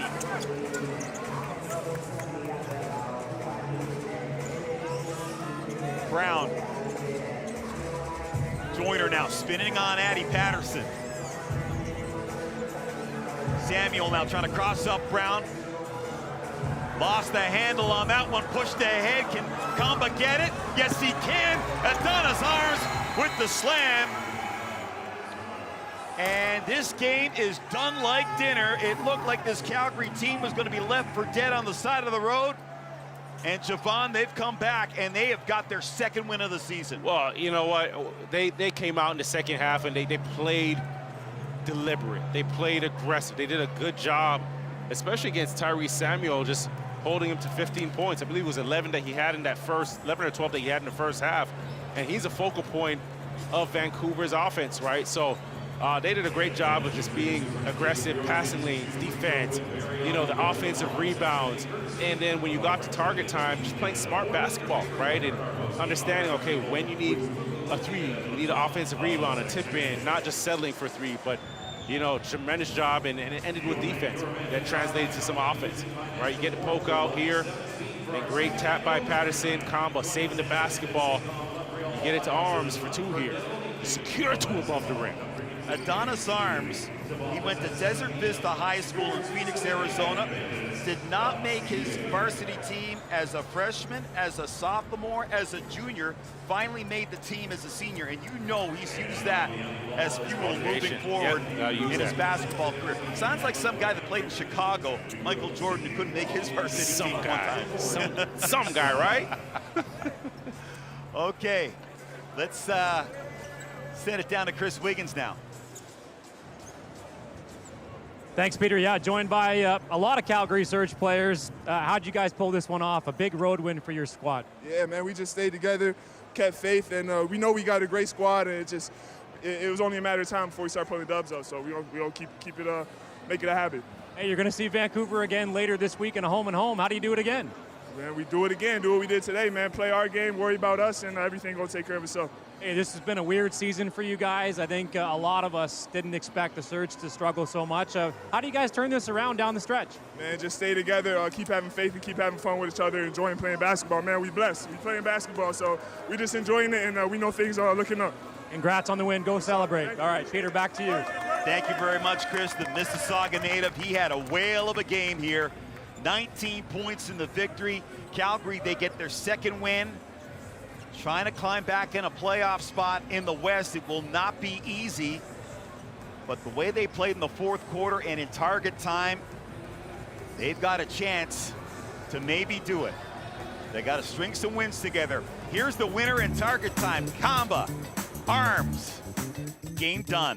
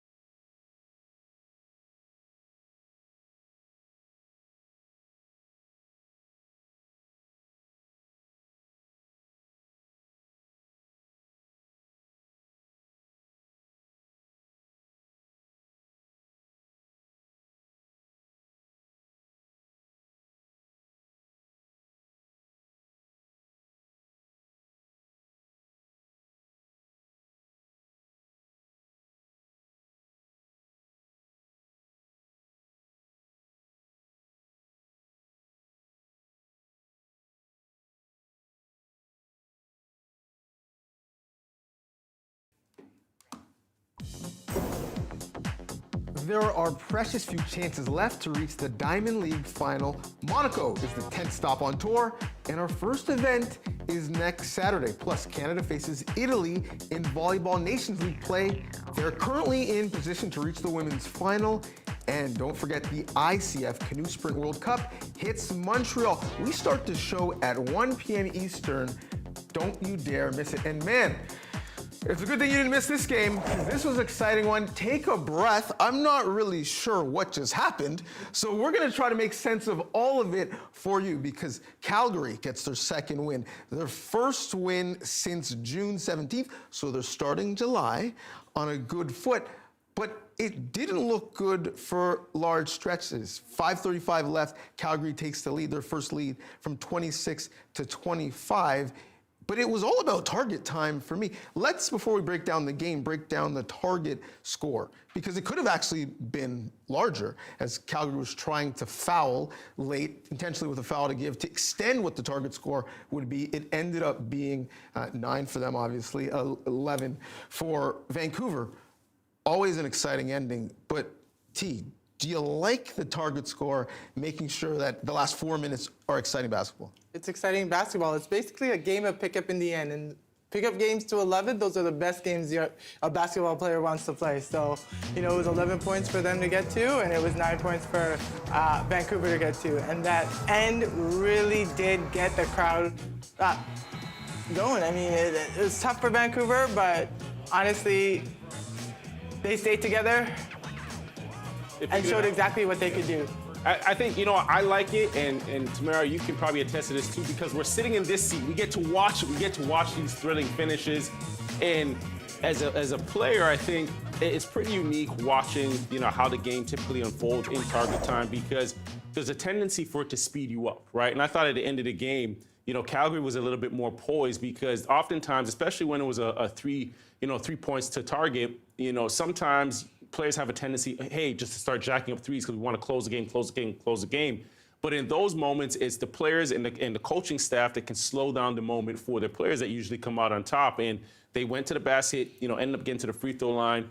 I believe they made two free throws there, or it was a one-possession game. Made one free throw, still was a one-possession game. So, I like it because we're in this seat, right? As a player, we're probably a bit more old school where you'd want to play out regulation, but target score, target time, I think it makes the game exciting, it's thrilling, and there's always a hero at the end. There's always a game-winning shot, which fans want to see. Players want those moments, right? You can only manufacture those moments so many times, but every player, if you're a player, you dream of those moments where you're getting the last second shot, where you're getting the game-winning shot. That's what you work out for. So, I'm a fan because I'm in this seat right here. Well, Vancouver, back-to-back games now with losses, struggling in target time against teams from Alberta as the loss to Edmonton. The fascinating thing to me about Calgary is, you talk about being in this seat, evidently they waited until target time to listen to the keys to the game from you guys, because the hustle, the active hands, the defense, turning defense to offense is what we saw in target time, and we saw all game from Addy Patterson, who was outstanding. The Saga man stood up today. Yeah, I thought he was exceptional in just being deliberate, right? And just understand, he didn't get too out of character at times. He wasn't too crazy, right? And for a guy that's, just going from college and adjusting to this game, I thought it was big time for him. You see this here showing him his skill, where you get a little pocket pass to Brown here. He showed you the extension to the three-point line as well. But he just did a bit of everything. And even here, getting into the paint, using his body, being physical.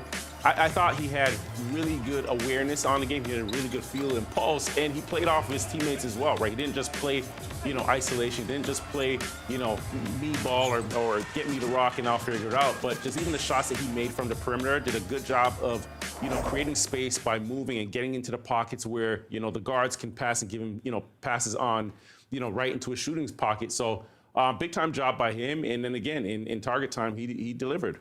So if you're just joining us pregame, we talked about Ruggsy Miller-Moore and his nickname, because he was a rug rat as a kid. And he didn't have his best shooting night tonight, but every Jamaican family, we have a couple of nicknames. We have a sergeant, we have a captain, we have a junior, right? We're basically like an army base. Well, he was the sergeant and the captain tonight, showed great leadership. He is standing by with our Chris Wiggins. All right, standing with Ruggsy Miller-Moore. Again, weird season for you guys, just a second win for your group. How did you guys come together and get it done tonight? Just kind of staying the course. doing what we do in practice. You know, some guys stepped up today, so I'm glad we got the win for sure. This Western Conference is getting a little busier, and I think you guys could go on a bit of a run yourselves. How do you pull that off? Yeah, I'm confident as well. You know, if it can happen, then like if it's possible, we can make it happen. So just ready for the next game. How's this season been for you? I know you're climbing the ranks with some milestones, top Canadian scorer in CEBL history. What's this all been like for you? Like we said before the game, like it's a pretty good accomplishment for sure, but I wish we were winning games, so it feels more fulfilling. But I'm happy that I'm making my mark in this league and just trying to adjust. You know, new coaches, new players all the time, just trying to adjust and do what I can. Appreciate the time. Travel safely. Congrats. Appreciate it. Thank you. Such an exciting player with an exciting future ahead of him. Speaking of future, we're going to preview what's coming up in terms of CEBL games on the network. We're also going to give you a little bit of bonus coverage between Brampton and Scarborough, the top two teams in the East. But let's stay right here with the West. We talked about Addy Patterson. For those who don't know, he was one of the most heavily recruited players coming out of this country. But I love this league for some of the guys who had to take a different path, especially as Canadians. Lloyd Pandy is one of those guys, and if we were borrowing the World Cup, he may have been the man of the match in a loss. What stuck out to you, T, about his game? You know, even though Vancouver lost the game, Calgary really kept it close, and they came out victorious in the end. But Lloyd Pandy, he was their hero, and he was the one that really kept them going in the first half. He did a lot of the first half heavy lifting, showed how versatile he was, got to the basket, knocking down threes in the open. Coast to coast here, doing what he can, rebounding the ball and getting coast to coast. But he was playing both sides of the court.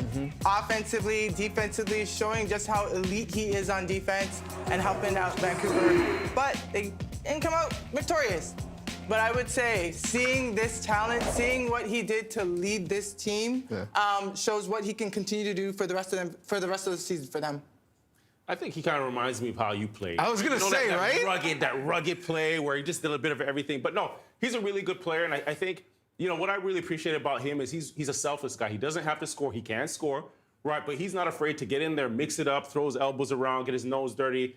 Unfortunately, didn't come out with the victory here today. But I do think he fits that Vancouver Bandit pedigree, that fabric, so to say, which, Kyle Julius, he, built that culture there. And obviously, Rance Brempong is in that position now where he's going to, kind of have to build on that, grow on that, and mold on that. And I think, right now, you come off a loss, and for Rance, you're in the seat now. It's going to get a little bit difficult, right? Because the locker room kind of gets a little distorted a bit or a little dysfunctional where guys are saying, hey, Kyle, Julius is my guy, and Rance was, the coach before that was kind of massaging everything for everybody. But this is a great challenge for him. I think guys like Pandy are going to be a big asset, a big help as well, because he has experience and he can also help in that locker room while Rance is figuring out some of his systems, some of the things that he wants to get in place as well. But both those guys and for the rest of the team, they have a tremendous amount of talent. You talk about Devin Brown, Tyrese Samuels, all these guys. There's a lot of talent there. But it's going to be a little different now with, Rance at the helm, different challenges. Remember, this loss will sting. This is a rivalry game at home. Kyle Julius said earlier in the year, we don't like these guys. Well, you just took an L to them. You talk about some of those adjectives that T has in her game that we saw. Matthew Comba is someone who plays in a very similar fashion. He is standing by with our Chris Wiggins. With Matthew Comba, a well-rounded effort from your team today. Talk about the group. Everybody pitching in. I think it's just sacrifice at this point. Obviously we've had a tough season. Everybody knows that, but I feel like now we have a group of guys that want to win. And like, if you got to sit on the bench a little bit longer for somebody else to shine, I think some people understand that. And I feel like if it's a problem, the coach is going to handle that. Because right now we're in win mode, so that's just what it is. Like everybody has an ego. We're all basketball players. We have pride. And at the end of the day, we work hard enough to be on the court and to try to win games like this, especially a nice crowd like this, So felt great. Felt really good. Big road win against top of the West. How much confidence does this give your group? I think it gives us a lot of confidence. Obviously, we're going home to the Saddle Dome during Calgary Stampede, one of the most prestigious events for the city. And I just feel like this is a good momentum or a good stepping stone to kind of like see where we're at this point of the season and see if we can like make a run. It's going to be difficult, but I think every single game or at least the last 5 games, we've been really, really competitive. So I feel like this group has what it takes to go on a little run. And if it doesn't, then at least every single game is going to be competitive going forward. Hey, tough to beat the same team back-to-back games. You're going to see Vancouver again later this week. How do you do it again? You just play hard. I mean, they're going to come out and be mad that we beat them at the crib. So we're going to have to bring our A game. They're going to bring their A game, and it's going to be a war. So whoever just plays the hardest is going to come out on top. Appreciate the win. Appreciate the time. Congratulations.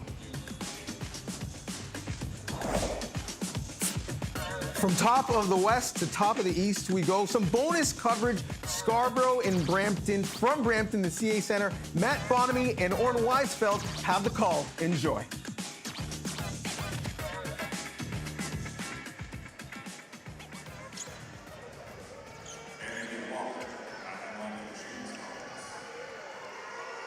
As we say hello and welcome to those joining us from the CBC National Broadcast, Calgary and Vancouver. We're enjoying some bonus coverage here between the Brampton Honey Badgers and Scarborough Shooting Stars, top 2 teams in the East going toe-to-toe.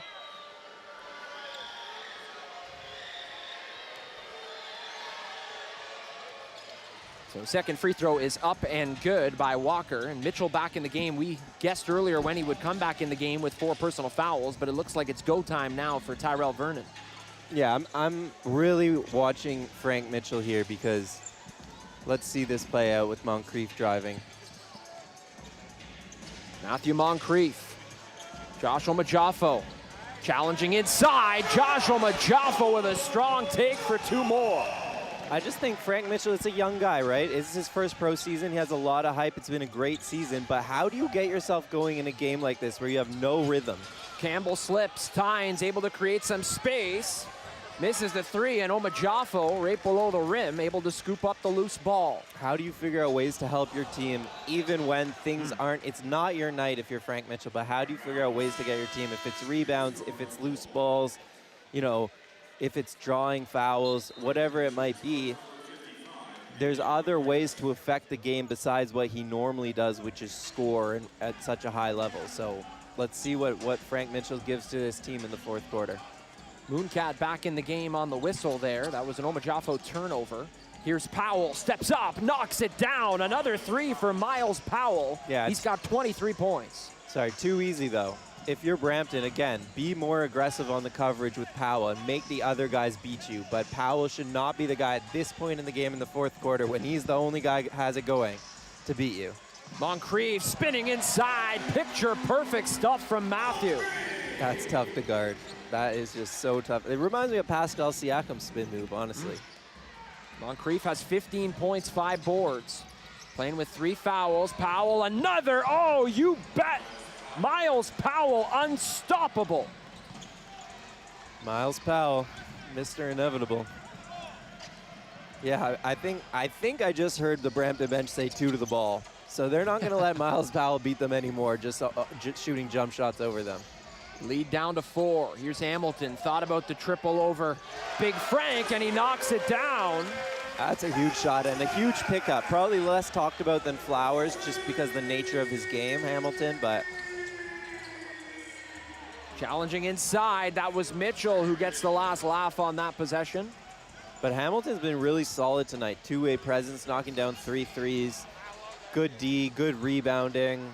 He's just a guy who's stepped into his first season in the CEBL and made it look pretty easy. Here's Moncrief. Over to Omajafo.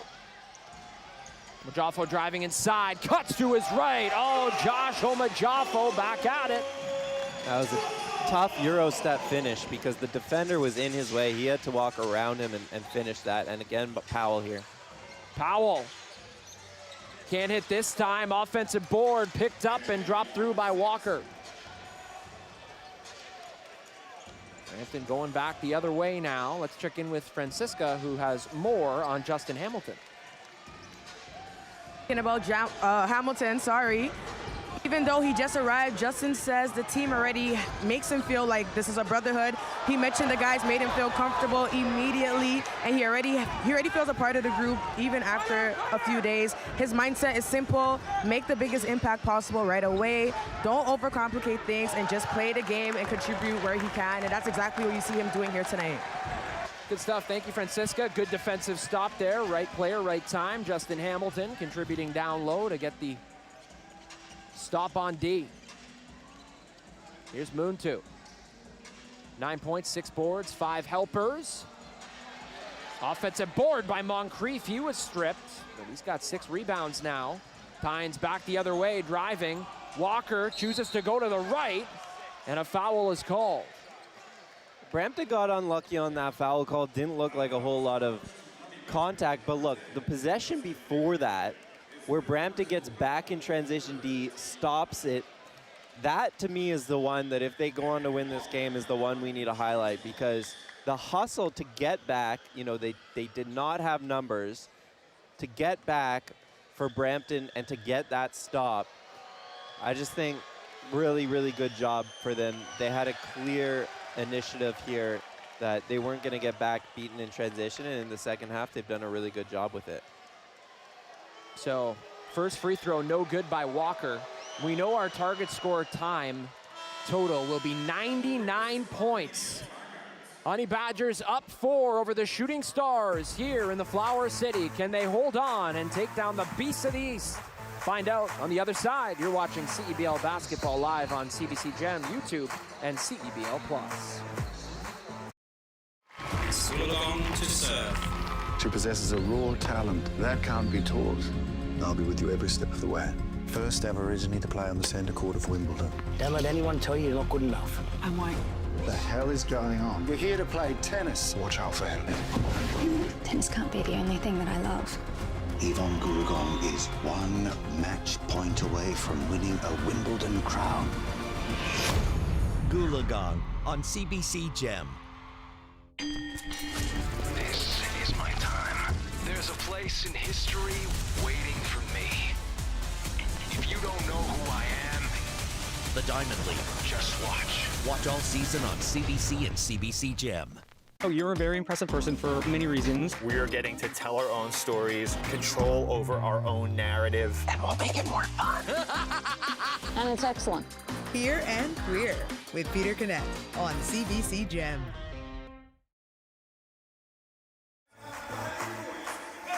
Inside the CAA Center, Mapanome alongside Oren Weisfeld and Francisca Opong. It's target score time between the Brampton Honey Badgers and Scarborough Shooting Stars. One of the things that's really stuck out in this game, Oren, has been the rebounding battle. Of course, we mentioned the first time these teams met this season, there was a large discrepancy, and it was in favor of the Shooting Stars. This time around, it's more of an even ball game. Yeah, Scarborough's the best rebounding team in the league by a lot. They averaged 4 more rebounds than the second best team, and last game, it was 73-51 in favor of Scarborough when they played Brampton a week ago. This game, 39-35 in favor of Brampton. So, you know, we heard that Serta focused on it all week. The rebounding was going to be the priority, and they've really, it's given them a really good shot. But up 4 target time, we know what Scarborough does in target time. This is it. This is what we play for. Let's get it. Hunter with the ball. Let's get it is right. These two teams, they've had this circled on their calendar, and they both want this win. Former Honey Badger David Mooncat with a lane and with a tough 2-hand slam. That's the one thing about Flowers today is it's been a bit of a loose handle, you know? And yeah, maybe Moncrief, maybe Hunter, maybe those guys handle the ball and get Flowers working off the ball.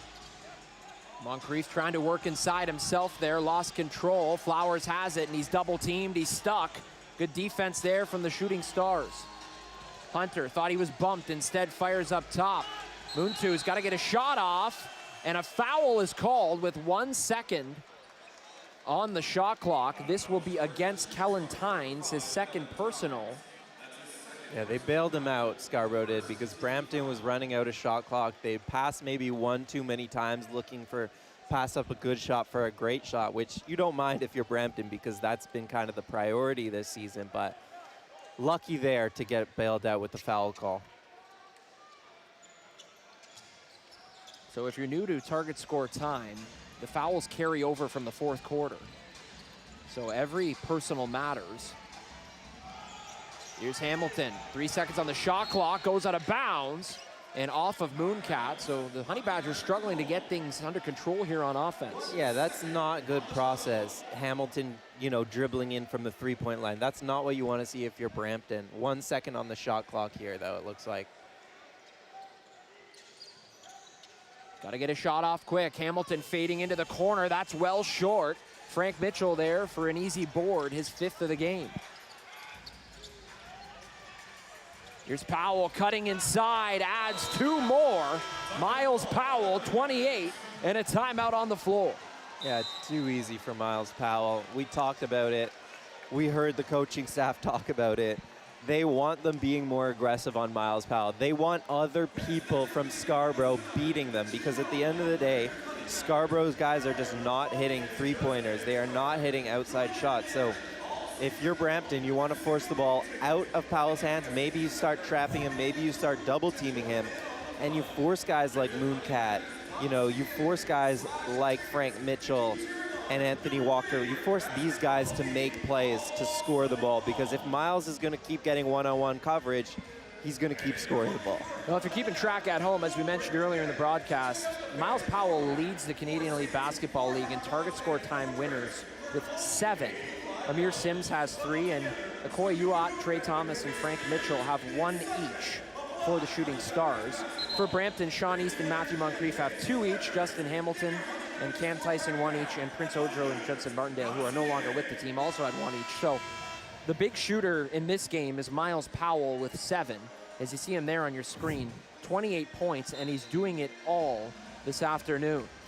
Yeah, we just talked about defensively what Brampton has to do better to beat Powell and Scarborough, which in my opinion is force the ball out of Powell's hands. Offensively, though, they need to get back to what succeeded. What was that? Moncrief with the ball in his hands going to the rim. Hunter with the ball in his hands creating stuff. That's what they need to get back to. Getting back to it on offense. Hamilton, tough pass down low. Drew something up, and I think he just tried to make the play that coach wanted instead of reading what the defense was actually giving him. Powell stepping back. Can't hit. Mitchell offensive board. Fresh 14 for Scarborough. Mitchell fighting for it again. He's got the offensive board once again, and he's got a trip to the line. What an effort from the big fella. And the reason his teammates are all going up to him is what I talked about earlier. Frank Mitchell has not had a good game, but you can see the coach Vernon has so much trust because he's closing it out with Mitchell, even though he's struggled to find any kind of comfort in this game, and he's rewarding them. That's back-to-back offensive rebounds from Frank Mitchell. That's what he does no matter if he's scoring or not. And he's finding different ways to affect this game. He's stayed in it. You know, he's not letting the lack of scoring, the lack, you know, kind of get to him and play any differently. The fact that he has only 7 points, like, he's playing just the same, trying to get himself involved one way or another.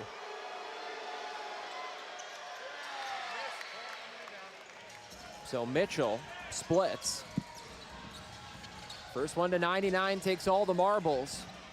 Scarborough with their first lead of target score time. Here's Hunter. Flowers. Shakes Mooncat, drives inside, up with the right. All pretty stuff there. That is a very tough hesitation dribble. Mooncat bit on the 3. He thought he was taking a step back 3, and instead he just drives right past him to get a floater. Flowers clapping to his bench, trying to get the fellas pumped up here. Powell finds Mitchell on the roll. Mitchell, oh, the big Bonnie dumps in 2. And that's what I talked about. They put 2 on the ball, forced Mitchell to make a play, and he did. So, again, no easy answers versus Scarborough, but Flowers has to be better with the ball. Mooncat trying to grab the loose ball. Flowers is going to get charged for the foul here. Kellen Tynes talking to the officials saying should maybe be more than just a personal. It's his 5th turnover of the game, Flowers, and a few of them have been at half court. So, yeah, again, maybe he shouldn't be the guy who's bringing the ball up the court. Maybe Hunter should be. Thank you to our CBC National viewers for tuning into this. Head to CBC Gem to catch the conclusion of that one. Upsets are wild today, potentially on Sunday. And Simon Hillebrand and the Sea Bears featuring our game next week. He's one of 4 players from Winnipeg on the team. They host the Surge, who got their second win you just saw. Can they keep the streak alive? Watch on this network next Sunday at 3:30 p.m. Eastern. Speaking of streaks, can the medal streak stay alive for Summer McIntosh? She's going for a world record in the 200 fly just after 7 p.m. Eastern at the Canadian Swimming Trials in Montreal. Day 1 of the finals have already started. You can catch that, guess where? On CBC Gem as well. And the Ready Room, speaking of great Canadian swimmers, our own Brittany McLean Campbell and Devin Haru are going to be all over the World Record Watch and every other development on the pool in the next 5 days. Watch the Ready Room after each final session starting tonight on our CBC Sports YouTube channel. It has been an outstanding day of basketball here. Thank you so much for chilling with us. Peter Rutgazer, Tamara Tatum, Devon Shepard, and myself are so thankful. See you next week right here for more CEBL action on CBC.